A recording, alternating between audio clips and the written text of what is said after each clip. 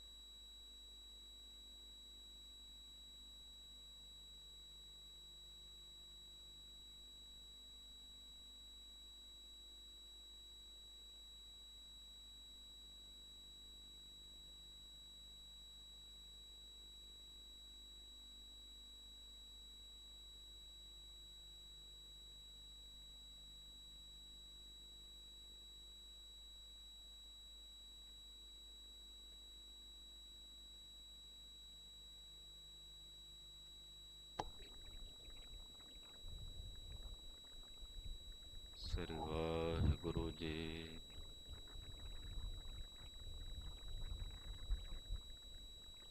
ਗੁਰੂ ਨਾਨਕ ਪਦ ਪੰਕਜ, ਪੰਕਜ ਸਿਮਰੋ ਅੰਗਦ, ਗੁਰ ਅਮਰਦਾਸ ਹਿਰਦੈ ਨਿਤ, ਹਿਰਦੈ ਨਿਤ। ਗੁਰੂ ਰਾਮਦਾਸ ਗੁਣ ਗਾਵੋ, ਗੁਰੂ ਅਰਜਨ ਬਿਘਨਨ ਕੇ, ਬਿਘਨਨ ਕੇ। ਹਰ ਗੋਬਿੰਦ ਸ਼ੁਭ ਮਤ, ਸ਼੍ਰੀ ਹਰਿ ਰਾਏ। ਨਮੋ ਸ੍ਰੀ ਹਰਿ ਕ੍ਰਿਸ਼ਨ ਮਨਾਉ, ਤੇਗ ਬਹਾਦਰ ਪਰਮ ਕਿਰਪਾਲ, ਵਾਹਿਗੁਰੂ ਪਰਮ ਕਿਰਪਾਲਾ। ਸ਼੍ਰੀ ਗੁਰੂ ਗੋਬਿੰਦ ਸਿੰਘ ਬੇਸਾਲਾ, ਤਰੋਂ ਤਰਾ ਪਰ ਪੁੰਨ ਪੁੰਨ ਸੀਸਾ ਜੀ, ਪੁੰਨ ਪੁੰਨ ਸੀਸਾ। ਬੰਦੋਂ ਬਾਰ ਬਾਰ ਜਗਦੀਸਾ, ਏਕ ਓੰਕਾਰ ਸਤਿਗੁਰੂ ਤੇ ਪ੍ਰਸਾਦ ਸਚ ਹੋਏ। ਵਾਹਿਗੁਰੂ ਜੀ ਕੀ ਫਤਿਹ ਹੈ। ਬਿਘਨ ਬਿਨਾਸਨ ਸੋਏ, ਜਿਸ ਮਹਿ ਅੰਮ੍ਰਿਤ ਗਿਆਨ ਹੈ, ਮਾਨਕ ਭਗਤ ਵੈਰਾਗ। ਗੁਰੂ ਗ੍ਰੰਥ ਸਾਹਿਬ ਉਦਦ, ਬੰਦੋਂ ਕਰ ਅਨੁਰਾਗ। ਗੁਰੂ ਗ੍ਰੰਥ ਸਾਹਿਬ ਉਦਦ, ਬੰਦੋਂ ਕਰ ਅਨੁਰਾਗ। ਸਤਨਾਮ ਸ੍ਰੀ ਵਾਹਿਗੁਰੂ ਸਾਹਿਬ ਜੀਓ। ਚੌਪਈ ਨਿਤ ਪ੍ਰਤ ਛੇਦੇ ਸਨਮੁਖ ਹੋਈ, ਸੂਰਨ ਕੀ ਵਿਦਿਆ ਹੈ ਸੋਈ। ਪੁਨ ਇੱਕ ਔਰ ਸੁਨੋ ਦ੍ਰਿਸ਼ਟਾਂਤਾ, ਜਿਸ ਪ੍ਰਕਾਰ ਤੁਮ ਹੋਏ ਨਾ ਸ਼ਾਂਤਾ। ਵਾਹਿਗੁਰੂ ਜੀ ਕਾ ਖਾਲਸਾ, ਵਾਹਿਗੁਰੂ ਜੀ ਕੀ ਫਤਿਹ। ਪਰਮ ਸਨਮਾਨਯੋਗ ਸਤਿਕਾਰਯੋਗ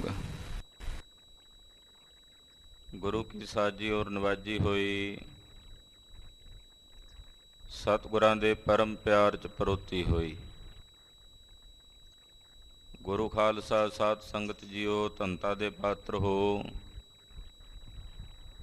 ਜਿਨ ਕੇ ਭਾਗ ਬੜੇ ਹੈ ਭਾਈ, ਤਿਨ ਸਾਧੂ ਸੰਗ ਮੁਖ ਜੁਰੇ।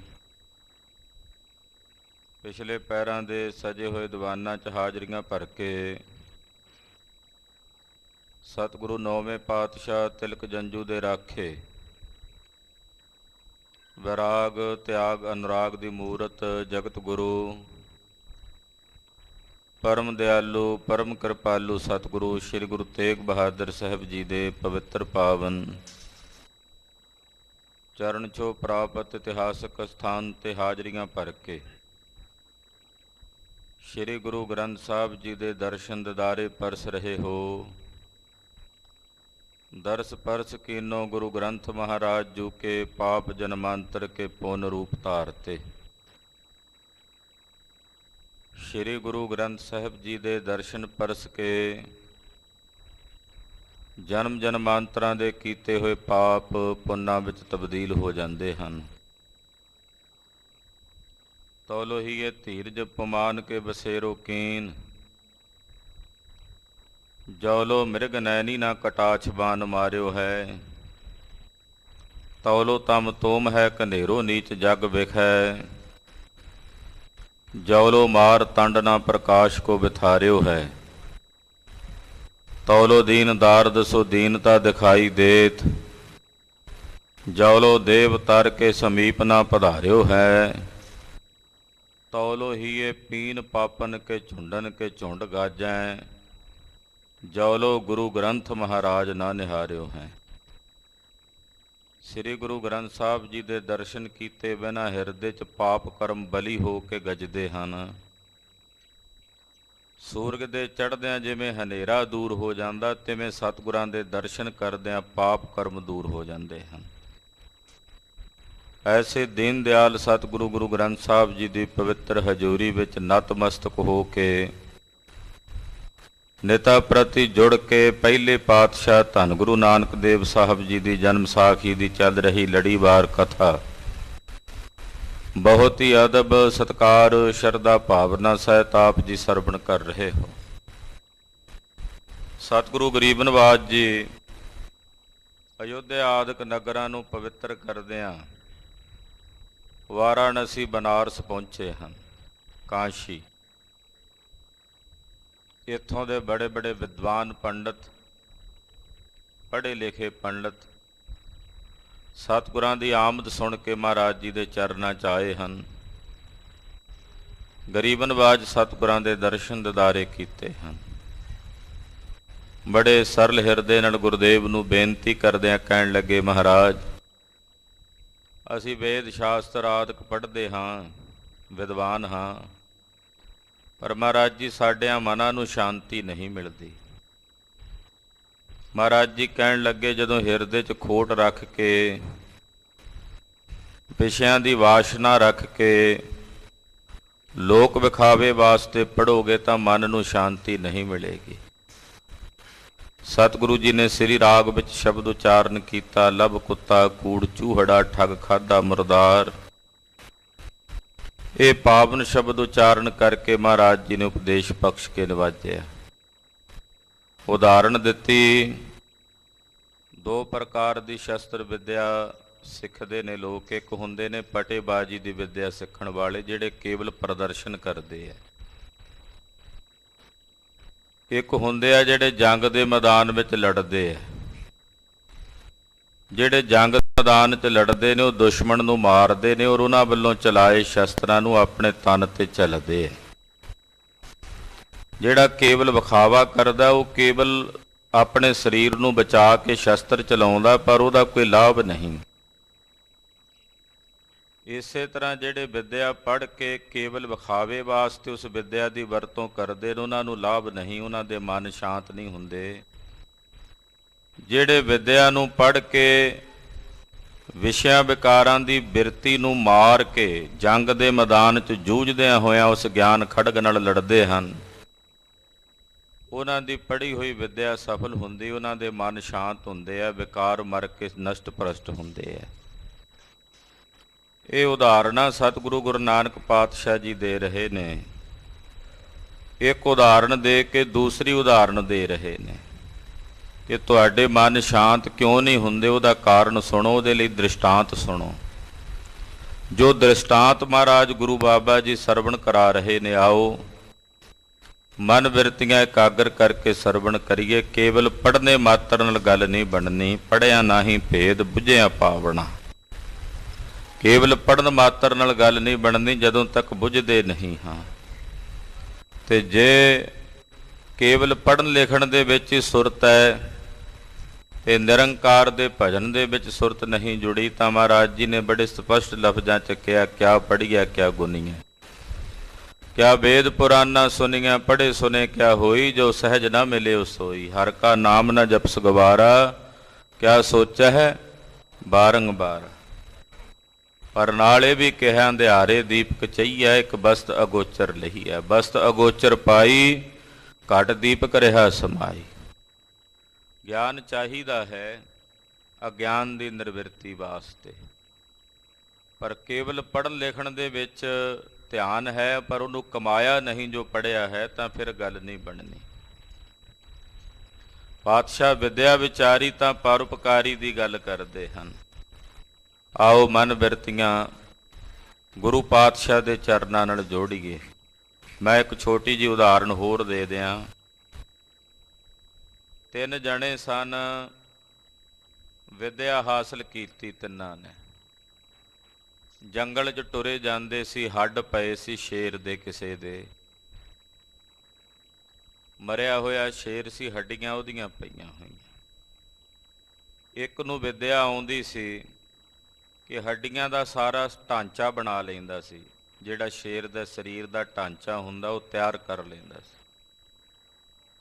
ਉਹਨੇ ਹੱਡੀਆਂ ਦਾ ਢਾਂਚਾ ਤਿਆਰ ਕਰ ਦਿੱਤਾ। ਦੂਜੇ ਨੂੰ ਵਿਦਿਆ ਆਉਂਦੀ ਸੀ, ਉਹਦੇ ਤੇ ਚਮੜਾ ਆਦਿਕ ਬਣਾ ਦਿੰਦਾ ਸੀ। ਉਹਨੇ ਹੱਡੀਆਂ ਦੇ ਢਾਂਚੇ ਦੇ ਉੱਤੇ ਸਾਰਾ ਚਮੜਾ ਆਦਿਕ ਤਿਆਰ ਕਰਕੇ ਬਣਾ ਦਿੱਤਾ। ਤੀਜੇ ਨੂੰ ਵਿਦਿਆ ਆਉਂਦੀ ਸੀ, ਵਿੱਚ ਜਾਨ ਪਾ ਦਿੰਦਾ ਸੀ। ਤੀਜੇ ਨੇ ਉਸ ਸ਼ੇਰ ਦੇ ਵਿੱਚ ਜਾਨ ਪਾ ਦਿੱਤੀ ਤੇ ਸ਼ੇਰ ਨੇ ਜਿੰਦਾ ਹੋ ਕੇ ਤਿੰਨਾਂ ਨੂੰ ਹੀ ਧਰ ਦਬੋਚਿਆ ਤੇ ਮਾਰ ਕੇ ਤਿੰਨਾਂ ਨੂੰ ਆਪਣੀ ਖੁਰਾਕ ਬਣਾ ਲਿਆ। ਇਸੇ ਪ੍ਰਕਾਰ ਜੇ ਕੇਵਲ ਬਾਹਰ ਦੀ ਵਿਦਿਆ ਆਉਂਦੀ ਹੈ, ਉਸ ਵਿਦਿਆ ਨਾਲ ਸੋਚਿਆ ਨਹੀਂ ਵੀ ਮੈਂ ਇਹਦੇ ਨਾਲ ਲਾਹਾ ਕੀ ਕਰਨਾ ਹੈ, ਇਹ ਕਿਸ ਵਾਸਤੇ ਹੈ, ਇਹਦਾ ਪ੍ਰਯੋਜਨ ਕੀ ਹੈ, ਤਾਂ ਫਿਰ ਉਹੀ ਪੜ੍ਹੀ ਹੋਈ ਵਿਦਿਆ ਮਨੁੱਖ ਦੇ ਹਿਰਦੇ 'ਚ ਹੰਕਾਰ ਦਾ ਕਾਰਨ ਬਣਦੀ ਹੈ, ਔਰ ਉਹੀ ਹੰਕਾਰ ਇਸ ਮਨੁੱਖ ਨੂੰ ਮਾਰ ਕੇ ਮਿੱਟੀ 'ਚ ਗਰਕ ਕਰ ਦਿੰਦਾ ਹੈ। ਤੋ ਵਿਦਿਆ ਇੱਕ ਐਸੀ ਮਣੀ ਹੈ, 2 ਪ੍ਰਕਾਰ ਦੇ ਸੱਪ ਹੁੰਦੇ ਹੈ। ਇੱਕ ਸੱਪ ਨੂੰ ਵਿਦਿਆ ਮਣੀ ਮਿਲੇ ਤਾਂ ਉਹ ਮੱਸਿਆ ਦੀ ਰਾਤ ਨੂੰ ਉਸ ਮਣੀ ਦਾ ਪ੍ਰਕਾਸ਼ ਕਰਦਾ ਹੈ। ਉਸ ਮਣੀ ਦੇ ਪ੍ਰਕਾਸ਼ ਵਿੱਚ ਕਿਰਮ ਆਉਂਦੇ ਨੇ, ਕੀੜੇ ਆਉਂਦੇ ਨੇ ਤੇ ਉਹਨਾਂ ਨੂੰ ਖਾ ਕੇ ਢਿੱਡ ਭਰਦਾ। ਉਸੇ ਤਰ੍ਹਾਂ ਦੀ ਬਿਲਕੁਲ ਇੱਕ ਮਣੀ ਦੂਸਰੇ ਸੱਪ ਕੋਲ ਹੁੰਦੀ ਹੈ। ਉਹ ਉਸ ਮਣੀ ਨੂੰ ਪੂਰਨਮਾਸ਼ੀ ਦੀ ਰਾਤ ਨੂੰ ਬਾਹਰ ਕੱਢ ਕੇ ਰੱਖਦਾ ਹੈ। ਉਹਦੇ ਵਿੱਚ ਜਦੋਂ ਚੰਦਰਮਾ ਦੀਆਂ ਕਿਰਨਾਂ ਪੈਂਦੀਆਂ ਨੇ ਤੇ ਅੰਮ੍ਰਿਤ ਪੈਦਾ ਹੁੰਦਾ ਤੇ ਉਸ ਅੰਮ੍ਰਿਤ ਨੂੰ ਪੀ ਕੇ ਆਪਣੀ ਜ਼ਹਿਰ ਨੂੰ ਸ਼ਾਂਤ ਕਰਦਾ। ਮਣੀ ਦੋਨਾਂ ਕੋਲ ਇੱਕੋ ਜਿਹੀ ਹੈ, ਇੱਕ ਕੀੜੇ ਖਾਣ ਲਈ ਵਰਤਦਾ, ਇੱਕ ਅੰਮ੍ਰਿਤ ਖਾਣ ਲਈ। ਵਿਦਿਆ ਮਣੀ ਹੈ, ਇੱਕ ਉਹਦਾ ਵਪਾਰ ਕਰਨ ਵਾਸਤੇ ਵਿਦਿਆ ਪੜ੍ਹ ਕੇ ਕੀੜੇ ਮਕੌੜੇ ਭਖਦਾ ਹੈ, ਇੱਕ ਉਸ ਪੜ੍ਹੀ ਹੋਈ ਵਿਦਿਆ ਨਾਲ, ਇਲਮ ਨਾਲ ਆਪਣੇ ਨਿਜ ਆਪੇ ਦੀ ਖੋਜ ਕਰਕੇ ਆਪਣੇ ਨਿਜ ਸਰੂਪ ਦੀ ਪੜਤਾਲ ਕਰਕੇ ਅੰਮ੍ਰਿਤ ਪਕਦਾ ਹੈ। ਆਓ ਗੁਰੂ ਬਾਬਾ ਜੀ ਦੇ ਅੰਮ੍ਰਿਤ ਬੋਲ ਨੇ ਸਰਵਣ ਕਰੀਏ, ਗੁਰੂ ਚਰਨਾਂ ਵਿੱਚ ਆਪਣੀਆਂ ਹਾਜ਼ਰੀਆਂ ਲਵਾਓ, ਰਸਨਾ ਕਰੋ ਪਵਿੱਤਰ ਤੇ ਆਖੋ ਜੀ ਸਤਨਾਮ ਸ੍ਰੀ ਵਾਹਿਗੁਰੂ ਸਾਹਿਬ ਜੀ। ਸਤਨਾਮ ਸ੍ਰੀ ਵਾਹਿਗੁਰੂ ਸਾਹਿਬ ਜੀ।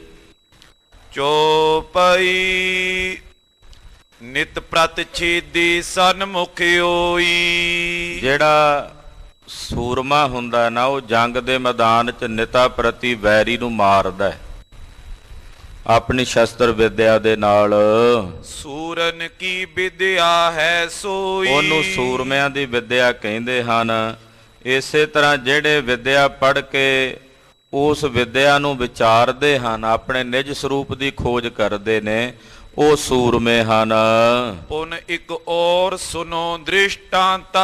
ਧੰਨ ਗੁਰੂ ਨਾਨਕ ਸਾਹਿਬ ਜੀ ਕਹਿੰਦੇ ਇਹਦੇ ਤੇ ਇੱਕ ਹੋਰ ਦ੍ਰਿਸ਼ਟਾਂਤ ਤੁਹਾਨੂੰ ਦੱਸਦੇ ਆ, ਉਹ ਸੁਣੋ। ਜਿਸ ਪ੍ਰਕਾਰ ਤੁਮ ਹੋਏ ਨਾ ਸ਼ਾਂਤਾ। ਕਿ ਤੁਹਾਡਾ ਮਨ ਸ਼ਾਂਤ ਕਿਉਂ ਨਹੀਂ ਹੁੰਦਾ? ਤੁਸੀਂ ਇੰਨਾ ਪੜ੍ਹੇ ਲਿਖੇ ਹੋ, ਇੰਨੇ ਵੇਦ ਸ਼ਾਸਤਰ ਰੋਜ਼ ਪੜ੍ਹਦੇ ਹੋ, ਪੜ੍ਹਾਉਂਦੇ ਹੋ, ਤੁਹਾਡਾ ਮਨ ਸ਼ਾਂਤ ਕਿਉਂ ਨਹੀਂ ਹੋਇਆ? ਇਹਦੇ ਤੇ ਇੱਕ ਹੋਰ ਦ੍ਰਿਸ਼ਟਾਂਤ ਤੁਹਾਨੂੰ ਦੱਸਦੇ ਆ, ਸੁਣੋ ਧਿਆਨ ਨਾਲ ਪੰਡਤੋ। ਸ਼ਾਸਤਰ ਜਿਤੇ ਸੋ ਸ਼ਸਤਰ ਸਮਾਨਾ। ਕਿ ਜਿੰਨੇ ਸ਼ਾਸਤਰ ਨੇ, ਵੇਦ ਨੇ, ਧਰਮ ਗ੍ਰੰਥ ਨੇ, ਇਹ ਸ਼ਸਤਰਾਂ ਦੇ ਸਮਾਨ ਹਨ। ਜਿਤਨੇ ਸ਼ਾਸਤਰ ਨੇ, ਧਰਮ ਗ੍ਰੰਥ ਨੇ, ਵੇਦ ਨੇ, ਮਹਾਰਾਜ ਜੀ ਨੇ ਵੇਦਾਂ ਪੁਰਾਣਾਂ ਦੀ ਨਿੰਦਾ ਨਹੀਂ ਕੀਤੀ ਖਾਲਸਾ ਜੀ। ਉਹਨਾਂ ਵਿੱਚ ਵੀ ਤਾਂ ਨਿਰੰਕਾਰ ਪਰਮੇਸ਼ਰ ਦੀਆਂ ਬਾਤਾਂ ਨੇ। ਸਿਮਰਤ ਵੇਦ ਪੁਰਾਣ ਪੁਕਾਰਨ ਪੋਥੀਆਂ, ਨਾਮ ਬਿਨਾ ਸਭ ਕੂੜ ਗੱਲ ਹੀ ਹੋਛੀਆਂ। ਮਹਾਰਾਜ ਜੀ ਕਹਿੰਦੇ ਭਾਈ ਉਹਨਾਂ ਦੇ ਵਿੱਚ ਵੀ ਤਾਂ ਪੁੱਛੋ, ਜਦੋਂ ਮਹਾਰਾਜ ਜੀ ਕਹਿੰਦੇ ਆ ਪੁੱਛੋ ਵਿਵੇਕੀਆ ਜਾਏ, ਜਾਂ ਕਹਿੰਦੇ ਆ ਭਾਈ ਵੇਦ ਕਤੇਬ ਕਹੋ ਮਤ ਝੂਠੇ, ਝੂਠਾ ਜੋ ਨਾ ਵਿਚਾਰੈ। ਹਾਂ, ਉਹਨਾਂ ਨੂੰ ਪੜ੍ਹ ਕੇ ਕੋਈ ਹੰਕਾਰੀ ਹੋਵੇ ਉਹਦਾ ਖੰਡਨ ਜ਼ਰੂਰ ਕੀਤਾ ਸਤਿਗੁਰਾਂ ਨੇ। ਤੋ ਪਾਤਸ਼ਾਹ ਜੀ ਕਹਿਣ ਲੱਗੇ ਕਿ ਜਿਤਨੇ ਧਰਮ ਗ੍ਰੰਥ ਨੇ, ਜਿਤਨੇ ਵੀ ਸ਼ਾਸਤਰ ਨੇ, ਇਹ ਸਾਰੇ ਸ਼ਸਤਰਾਂ ਦੇ ਸਮਾਨ ਸਮਝ ਲਓ। ਇਹ ਦ੍ਰਿਸ਼ਟਾਂਤ ਦੇ ਰਹੇ ਨੇ ਕਿ ਇਹ ਸਾਰੇ ਸ਼ਸਤਰਾਂ ਦੇ ਸਮਾਨ ਹਨ। ਮਨ ਰੂਪੀ ਵੱਢ ਕੇ ਹਰ ਜਾਨਾ। ਜਿਹੜਾ ਸਾਡਾ ਮਨ ਹੈ ਇਹ ਸ਼ੇਰ ਹੈ, ਇਹਨੂੰ ਵੱਡਾ ਬਲੀ ਸ਼ੇਰ ਸਮਝ ਲਓ। ਜੇ ਮਾਰੇ ਤਿਨ ਨਿਕਸੇ ਨਾਮੋ। ਜਿਹੜਾ ਇਸ ਮਨ ਰੂਪੀ ਸ਼ੇਰ ਨੂੰ ਇਹਨਾਂ ਸ਼ਾਸਤਰਾਂ ਰੂਪੀ ਸ਼ਸਤਰ ਨਾਲ ਮਾਰ ਦਿੰਦਾ ਹੈ, ਯਾਨੀ ਕਿ ਪੜ੍ਹੀ ਹੋਈ ਵਿਦਿਆ ਨਾਲ ਮਨ ਨੂੰ ਮਾਰ ਲੈਂਦਾ, ਹੰਕਾਰ ਨੂੰ ਮਾਰ ਲੈਂਦਾ, ਉਹਨਾਂ ਦਾ ਨਾਮ ਸੰਸਾਰ ਦੇ ਵਿੱਚ ਪ੍ਰਗਟ ਹੋ ਜਾਂਦਾ ਵੀ ਫਲਾਣੇ ਨੇ ਸ਼ੇਰ ਦਾ ਸ਼ਿਕਾਰ ਕੀਤਾ, ਯਾਨੀ ਕਿ ਅਮਕੇ ਨੇ ਮਨ ਮਾਰ ਲਿਆ। ਉਹਨਾਂ ਦਾ ਨਾਮ ਸੰਸਾਰ ਦੇ ਵਿੱਚ ਪ੍ਰਗਟ ਹੋ ਜਾਂਦਾ ਹੈ। ਬੜੋ ਸ਼ਸਤਰ ਧਾਰੀ ਅਬਿਰਾਮੋ। ਉਹਨਾਂ ਨੂੰ ਬੜਾ ਵੱਡਾ ਸ਼ਸਤਰ ਧਾਰੀ ਕਹਿ ਕੇ ਸੰਸਾਰ ਦੇ ਵਿੱਚ ਬੁਲਾਇਆ ਜਾਂਦਾ ਵੀ ਫਲਾਣਾ ਬੜਾ ਸ਼ਸਤਰ ਧਾਰੀ ਹੈ, ਉਹਨੇ ਤਾਂ ਸ਼ੇਰ ਦਾ ਸ਼ਿਕਾਰ ਕਰਕੇ ਸ਼ੇਰ ਮਾਰ ਦਿੱਤਾ। ਇਸੇ ਤਰ੍ਹਾਂ ਜਿਹੜੇ ਸ਼ਾਸਤਰਾਂ ਨੂੰ ਪੜ੍ਹਿਆ ਹੋਇਆ ਵਿਦਿਆ ਦੇ ਨਾਲ ਆਪਣਾ ਮਨ ਮਾਰ ਲੈਂਦੇ ਨੇ, ਮਨ ਰੂਪੀ ਸ਼ੇਰ ਨੂੰ ਮਾਰ ਲੈਂਦੇ ਨੇ, ਉਹਨਾਂ ਦਾ ਵੀ ਨਾਂ ਸੰਸਾਰ ਦੇ ਵਿੱਚ ਸੂਰਮਿਆਂ ਦੀ ਕਤਾਰ 'ਚ ਗਿਣਿਆ ਜਾਂਦਾ ਹੈ। ਕਵੀਨ ਜੀਤੇ ਸ਼ਾਸਤਰ ਬਣਾਏ। ਜਿਹੜੇ ਸ਼ਾਸਤਰ ਬਣਾਏ ਗਏ ਨੇ ਵੀ ਮਹਾਂਪੁਰਸ਼ਾਂ, ਰਿਸ਼ੀਆਂ, ਮੁਨੀਆਂ, ਤਪਸਵੀਆਂ ਨੇ ਬਣਾਏ ਹਨ, ਤੇ ਉਹਨਾਂ ਕਵੀਆਂ ਵੱਲੋਂ, ਰਿਸ਼ੀਆਂ, ਮੁਨੀਆਂ, ਤਪਸਵੀਆਂ ਵੱਲੋਂ ਜਿੰਨੇ ਸ਼ਾਸਤਰ ਬਣਾਏ ਗਏ, ਘੜੇ ਲੋਹਾਰ ਸਮਾਨ ਸਦਾਏ। ਉਹ ਇਸ ਤਰ੍ਹਾਂ ਸਮਝ ਲਓ ਕਿ ਜਿਵੇਂ ਕਿਸੇ ਲੋਹਾਰ ਨੇ ਘੜ ਕੇ ਸ਼ਸਤਰ ਬਣਾਏ ਨੇ, ਉਹ ਸਾਰੇ ਹੋ ਗਏ ਲੋਹਾਰ ਜਿਨ੍ਹਾਂ ਨੇ ਘੜ ਘੜ ਕੇ ਸ਼ਸਤਰ ਤਿਆਰ ਕੀਤੇ। ਯਾਨੀ ਕਿ ਇਹ ਜਿਹੜੇ ਸ਼ਾਸਤਰ ਨੇ, ਸ਼ਸਤਰ ਨੇ, ਇਹਨਾਂ ਨੂੰ ਬਣਾਉਣ ਵਾਲੇ ਲੋਹਾਰਾਂ ਦਾ ਕੰਮ ਕਰਨ ਵਾਲੇ ਨੇ, ਜਿਹੜੇ ਇਹਨਾਂ ਦੇ ਉਚਾਰਨ ਕਰਤਾ ਨੇ। ਹਾਂਜੀ, ਜੇ ਪੰਡਿਤ ਤਿਨ ਟੀਕਾਕਾਰਾ। ਫਿਰ ਜਿਹੜੇ ਪੰਡਤ ਉਹਨਾਂ ਸ਼ਾਸਤਰਾਂ ਦੇ ਟੀਕੇ ਕਰਦੇ, ਉਹਨਾਂ ਸ਼ਾਸਤਰਾਂ ਦੀ ਅੱਗੇ ਵਿਆਖਿਆ ਕਰਦੇ ਹਨ।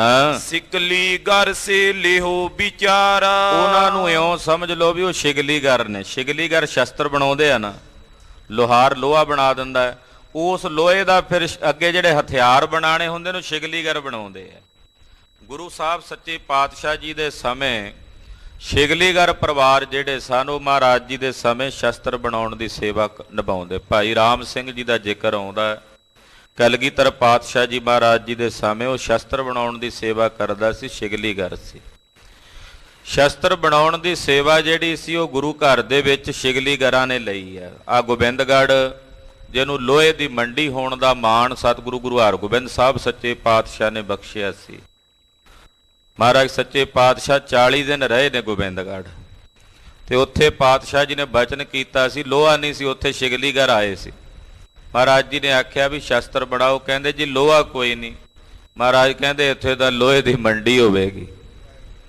ਅੱਜ ਪੂਰੇ ਏਸ਼ੀਆ ਵਿੱਚ ਸਭ ਤੋਂ ਵੱਡੀ ਲੋਹੇ ਦੀ ਮੰਡੀ ਗੋਬਿੰਦਗੜ੍ਹ ਹੈ, ਤੇ ਗੁਰੂ ਹਰਗੋਬਿੰਦ ਸਾਹਿਬ ਦੇ ਬਚਨਾਂ ਕਰਕੇ ਹੈ। ਉਹ ਸ਼ਿਗਲੀਗਰਾਂ ਨੂੰ ਉੱਥੇ ਲੋਹਾ ਮਹਾਰਾਜ ਜੀ ਨੇ ਬਖਸ਼ਿਆ। ਸ਼ਿਗਲੀਗਰ ਜਿਹੜੇ ਸਨ ਉਹ ਗੁਰੂ ਘਰ ਦੇ ਵਿੱਚ ਸ਼ਸਤਰ ਬਣਾਉਣ ਦੀ ਸੇਵਾ, ਸ਼ਸਤਰਾਂ ਦੀ, ਭਾਈ ਰਾਮ ਸਿੰਘ ਜੀ, ਹੁਣ ਵੀ ਬਹੁਤ ਸਾਰੇ ਸ਼ਿਗਲੀਗਰ ਪਰਿਵਾਰ ਨੇ ਜਿਹੜੇ ਸ਼ਸਤਰਾਂ ਦੀ ਸੇਵਾ ਕਰਦੇ, ਸ਼ਸਤਰ ਬਣਾਉਂਦੇ ਹੈ। ਹਜ਼ਾਰਾਂ ਦੀ ਗਿਣਤੀ ਦੇ ਵਿੱਚ ਨਹੀਂ, ਲੱਖਾਂ ਦੀ ਗਿਣਤੀ ਵਿੱਚ ਸ਼ਿਗਲੀਗਰ ਪਰਿਵਾਰ ਜਿਹੜੇ ਇੱਧਰ ਮਹਾਰਾਸ਼ਟਰ ਦੀ ਨਾਗਪੁਰ ਦੀ ਬੈਲਟ ਵਿੱਚ, ਇੱਧਰ ਨਾਂਦੇੜ ਤੱਕ, ਹਜੂਰ ਸਾਹਿਬ ਤੱਕ ਜਿਹੜੇ ਪਰਿਵਾਰ ਨੇ ਉਹ ਗੁਰੂ ਘਰ ਸੱਚੇ ਪਾਤਸ਼ਾਹ ਜੀ ਦੇ ਘਰ ਨੂੰ ਮੰਨਦੇ ਹੈ। ਉਹ ਹਜ਼ਾਰਾਂ ਦੀ ਗਿਣਤੀ 'ਚ ਸ਼ਿਗਲੀਗਰ ਪਰਿਵਾਰ ਨੇ। ਤੇ ਹੁਣ ਸਿੱਖ ਸੰਸਥਾਵਾਂ ਜਿਹੜੀਆਂ ਨੇ ਉਹਨਾਂ ਸ਼ਿਗਲੀਗਰ ਪਰਿਵਾਰਾਂ ਦੀ ਮਦਦ ਵਾਸਤੇ ਅੱਗੇ ਆ ਰਹੀਆਂ ਨੇ। ਗਰੀਬੀ ਆ ਉਹਨਾਂ ਕੋਲ, ਪਰ ਉਹਨਾਂ ਨੇ ਸਿੱਖੀ ਸਾਂਭੀ ਹੋਈ ਹੈ। ਸਾਬਤ ਸੂਰਤ ਨੇ, ਕੇਸਾ ਧਾਰੀ ਨੇ, ਕੇਸ ਕਤਲ ਨਹੀਂ ਕਰਾਉਂਦੇ। ਵਣਜਾਰੇ, ਸ਼ਿਗਲੀਗਰ, ਇਹ ਵੀ ਸਤਿਗੁਰੂ ਗੁਰੂ ਨਾਨਕ ਸਾਹਿਬ ਸੱਚੇ ਪਾਤਸ਼ਾਹ ਜੀ ਦੇ ਘਰ ਦੇ ਸੇਵਕ ਨੇ। ਅਸੀਂ ਕਹਿ ਦਿੰਦੇ ਹਾਂ ਵੀ ਸਾਡੀ ਗਿਣਤੀ 2-2.5 ਕਰੋੜ ਹੈ, ਪਰ ਜਦੋਂ ਇਹਨਾਂ ਸਾਰਿਆਂ ਨੂੰ ਮਿਲਾ ਲਈਏ ਤਾਂ ਵਿਦਵਾਨ ਜਨ ਲੇਖਾ ਜੋਖਾ ਕਰਦਿਆਂ ਕਹਿੰਦੇ 10 ਕਰੋੜ ਤੋਂ ਵੀ ਵੱਧ ਗਿਣਤੀ ਬਣ ਜਾਂਦੀ ਹੈ। ਗੁਰੂ ਸਾਹਿਬ ਸੱਚੇ ਪਾਤਸ਼ਾਹ ਜੀ ਦਾ ਬਗੀਚਾ ਸਿੱਖੀ ਦਾ ਇੰਨਾ ਵਿਸਥਾਰ ਵਾਲਾ ਹੈ, ਇਸ ਨੂੰ ਸੰਕੀਰਣ ਨਹੀਂ ਕਰਨਾ ਚਾਹੀਏ, ਇਹਦਾ ਵਿਸਥਾਰ ਕਰਨਾ ਚਾਹੀਏ। ਤੋ ਗੁਰੂ ਨਾਨਕ ਸਾਹਿਬ ਸੱਚੇ ਪਾਤਸ਼ਾਹ ਜੀ ਇੱਥੇ ਬਚਨ ਕਰ ਰਹੇ ਨੇ। ਮਹਾਰਾਜ ਜੀ ਕਹਿੰਦੇ ਜਿੰਨੇ ਸ਼ਾਸਤਰ ਨੂੰ ਉਚਾਰਨ ਕਰਨ ਵਾਲੇ ਜਿਹੜੇ ਕਵੀ ਨੇ ਉਹ ਤਾਂ ਨੇ ਲੁਹਾਰ, ਜਿਨ੍ਹਾਂ ਨੇ ਲੋਹਾ ਤਿਆਰ ਕਰ ਦਿੱਤਾ। ਉਹਨਾਂ ਸ਼ਾਸਤਰਾਂ ਦੀ ਅੱਗੇ ਫਿਰ ਵਿਆਖਿਆ ਕੀਤੀ, ਟੀਕੇ ਕੀਤੇ, ਕਿਉਂਕਿ ਵੇਦ ਵਿਆਸ ਜੀ ਨੇ ਜਿਹੜੇ ਵੇਦ ਉਚਾਰਨ ਕੀਤੇ ਫਿਰ ਉਹਨਾਂ ਦਾ ਸ਼ੰਕਰ ਭਾਸ਼ਿਆ ਹੋਇਆ। ਸ਼ੰਕਰਾਚਾਰਿਆ ਨੇ ਉਹਨਾਂ ਦੀ ਅੱਗੇ ਵਿਆਖਿਆ ਕੀਤੀ, ਫਿਰ ਸ਼ੰਕਰ ਭਾਸ਼ਿਆ ਦੇ ਟੀਕੇ ਅੱਗੇ ਹੋਰ ਵਿਦਵਾਨਾਂ ਨੇ ਵੱਖੋ ਵੱਖਰੇ ਕੀਤੇ।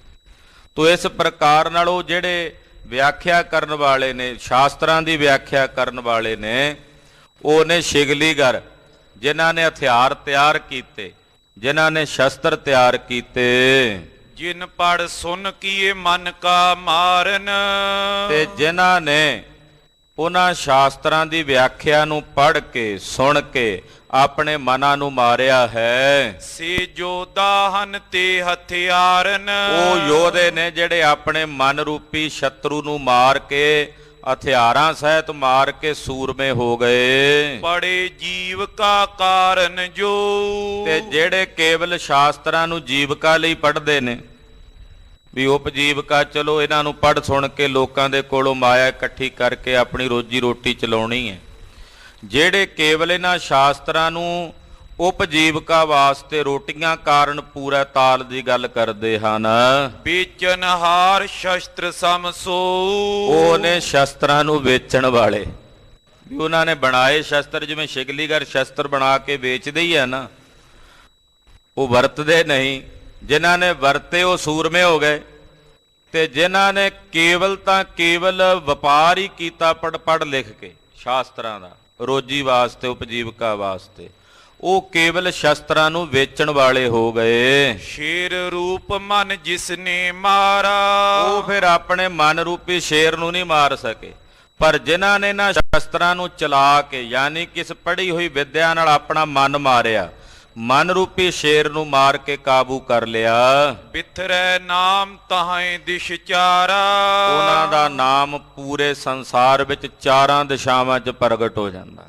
ਉਹਨਾਂ ਦਾ ਨਾਮ ਸਾਰੇ ਸੰਸਾਰ ਵਿੱਚ ਪ੍ਰਗਟ ਹੋ ਜਾਂਦਾ ਹੈ। ਸ਼ਸਤਰ ਧਾਰ ਕੈ ਵਾਵਤ ਸੋ, ਉਹਨਾਂ ਨੂੰ ਫਿਰ ਸ਼ਸਤਰ ਧਾਰੀ ਸੂਰਮਾ ਕਹਿੰਦੇ ਆ ਸੰਸਾਰ 'ਚ। ਜਾ ਕੋ ਹਰ ਰੰਗ ਲਾਗੋ ਇਸ ਜੁਗ ਮਹਿ, ਸੋ ਕਹੀਅਤ ਹੈ ਸੂਰਾ ਆਤਮ ਜਣੈ ਸਗਲ ਵਸ ਤਾਂ ਕੈ, ਜਾ ਕਾ ਸਤਿਗੁਰ ਪੂਰਾ ਫਿਰ ਉਹ ਸੂਰਮਾ ਬਣ ਕੇ ਸੰਸਾਰ 'ਚ ਪ੍ਰਗਟ ਹੁੰਦਾ ਹੈ। ਕੂਰੇ ਨਾਮ ਅਪਰ ਸਭ ਕੋ। ਬਾਕੀ ਜਿਹੜੇ ਨਾਮ ਨੇ ਉਹ ਸਭ ਝੂਠੇ ਹਨ। ਜਿਹੜੇ ਸ਼ਸਤਰਧਾਰੀ ਹੋ ਕੇ ਯਾਨੀ ਕਿ ਪੜ੍ਹ ਲਿਖ ਕੇ ਆਪਣਾ ਮਨ ਮਾਰ ਲੈਂਦੇ ਐ, ਉਹ ਸੂਰਮੇ ਬਣ ਕੇ ਸੰਸਾਰ ਵਿੱਚ ਆਪਣਾ ਨਾਮ ਉਜਾਗਰ ਕਰਦੇ ਨੇ। ਬਾਕੀ ਜਿਹੜਾ ਕੋਈ ਮਾੜਾ ਮੋਟਾ ਪੜ੍ਹ ਕੇ ਕੇਵਲ ਰੋਟੀਆਂ ਕਾਰਨ ਕਰਮ ਕਰ ਰਿਹਾ, ਉਹਨਾਂ ਦੇ ਨਾਮ ਸੰਸਾਰ ਵਿੱਚ ਕੂੜੇ ਤੇ ਝੂਠੇ ਹਨ। ਇਸ ਪ੍ਰਕਾਰ ਸੁਨ ਕਰ ਬਚ ਰਾਸੀ।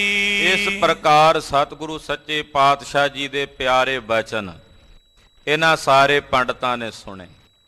ਖਾਲਸਾ ਜੀ, ਵਿਦਿਆ ਅੱਜ ਕੱਲ੍ਹ ਜਿਹੜੀ ਪੜ੍ਹੀ ਪੜ੍ਹਾਈ ਜਾਂਦੀ ਹੈ, ਪੜ੍ਹਾਉਣ ਵਾਲੇ ਵੀ ਵਪਾਰ ਕਰ ਰਹੇ ਨੇ ਵੱਧ ਕੇ।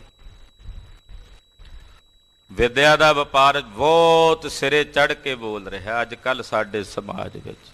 ਬੋਲਦੇ ਨੇ ਲੋਕ ਪਰ ਕੋਈ ਕਿਸੇ ਦੀ ਨਹੀਂ ਸੁਣਦਾ।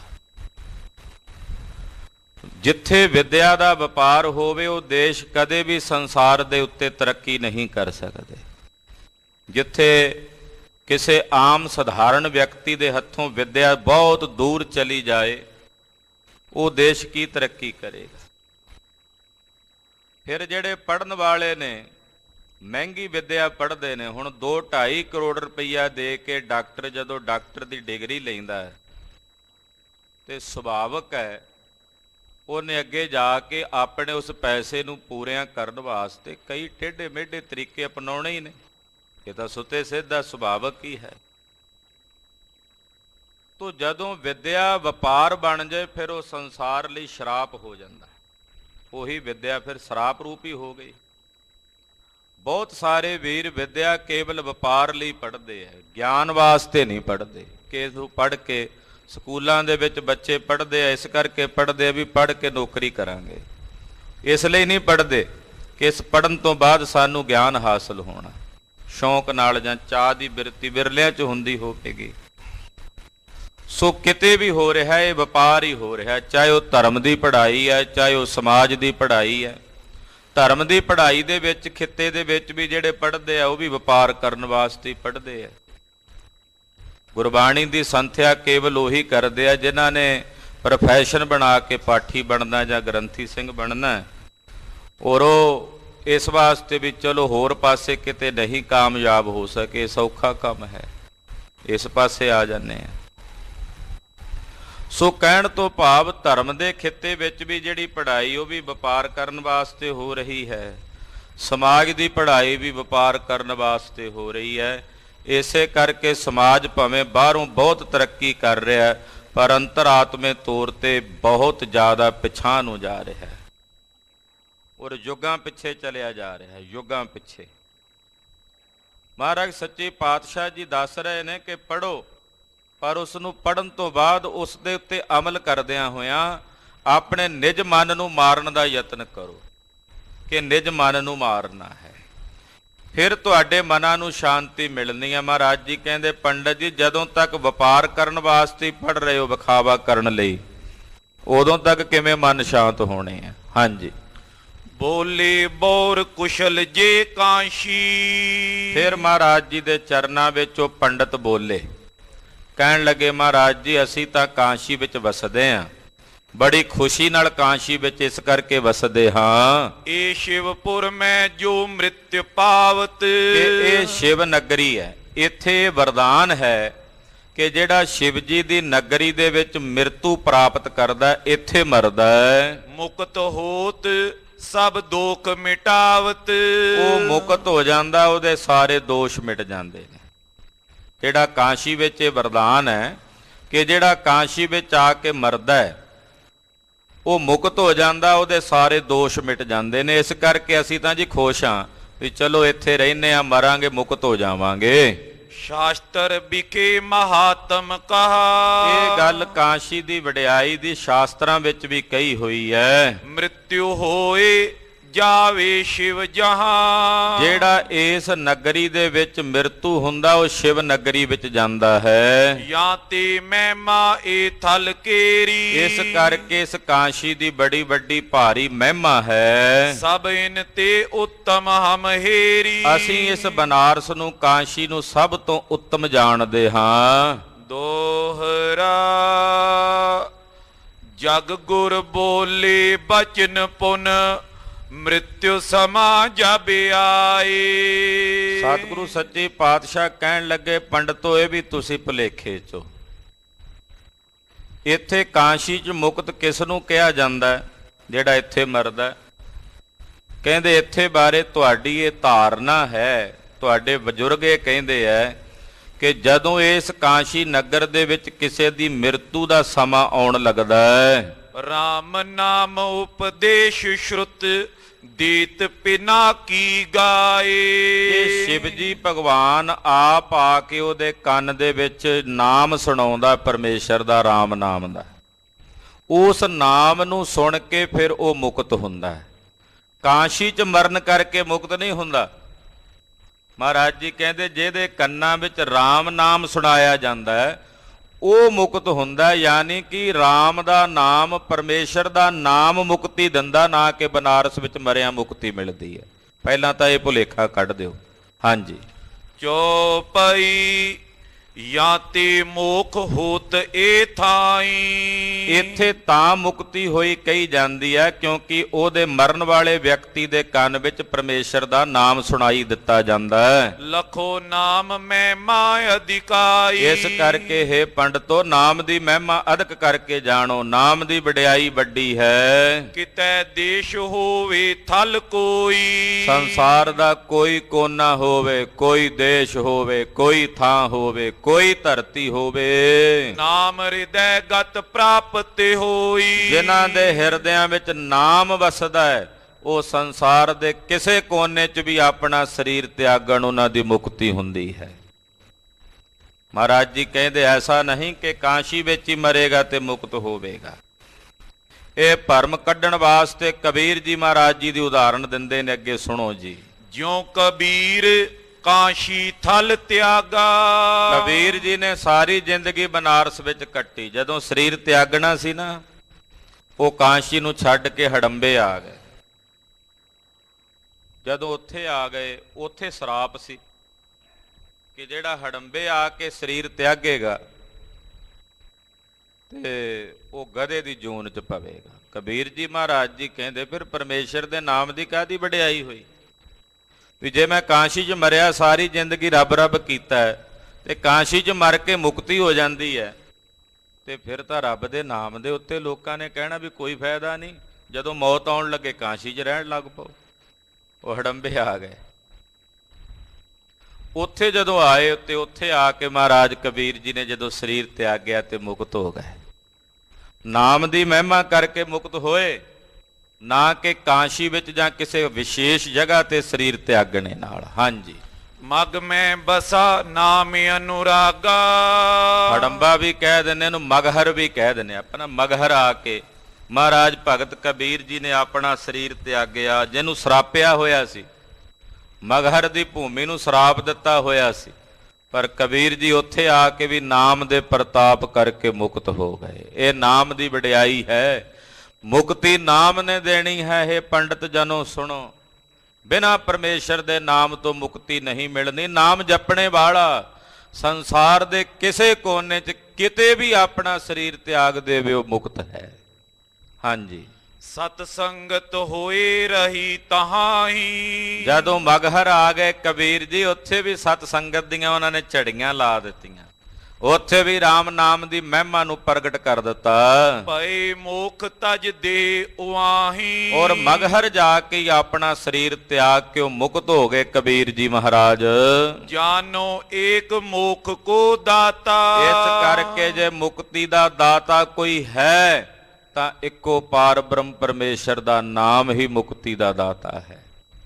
ਬਿਨ ਨਾਮੈ ਮੁਕਤ ਨਾ ਹੋਈ। ਪਰਮੇਸ਼ਰ ਦੇ ਨਾਮ ਤੋਂ ਬਿਨਾਂ ਜੀਵ ਦੀ ਬੰਦ ਖਲਾਸੀ ਨਹੀਂ ਹੋਣੀ। ਸਤ ਨਾਮ ਸਭ ਜਗ ਬਖਿਆਤਾ।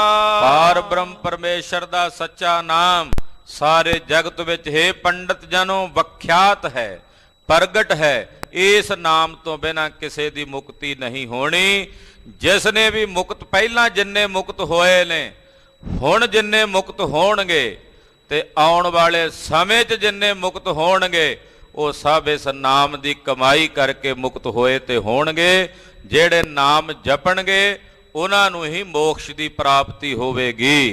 ਔਰ ਕਿਸੂ ਤੇ ਮੋਖ ਨਾ ਹੋਈ, ਹੋਰ ਕਿਸੇ ਕਰਮ ਕਰਕੇ ਮੋਕਸ਼ ਨਹੀਂ ਹੋਣੀ।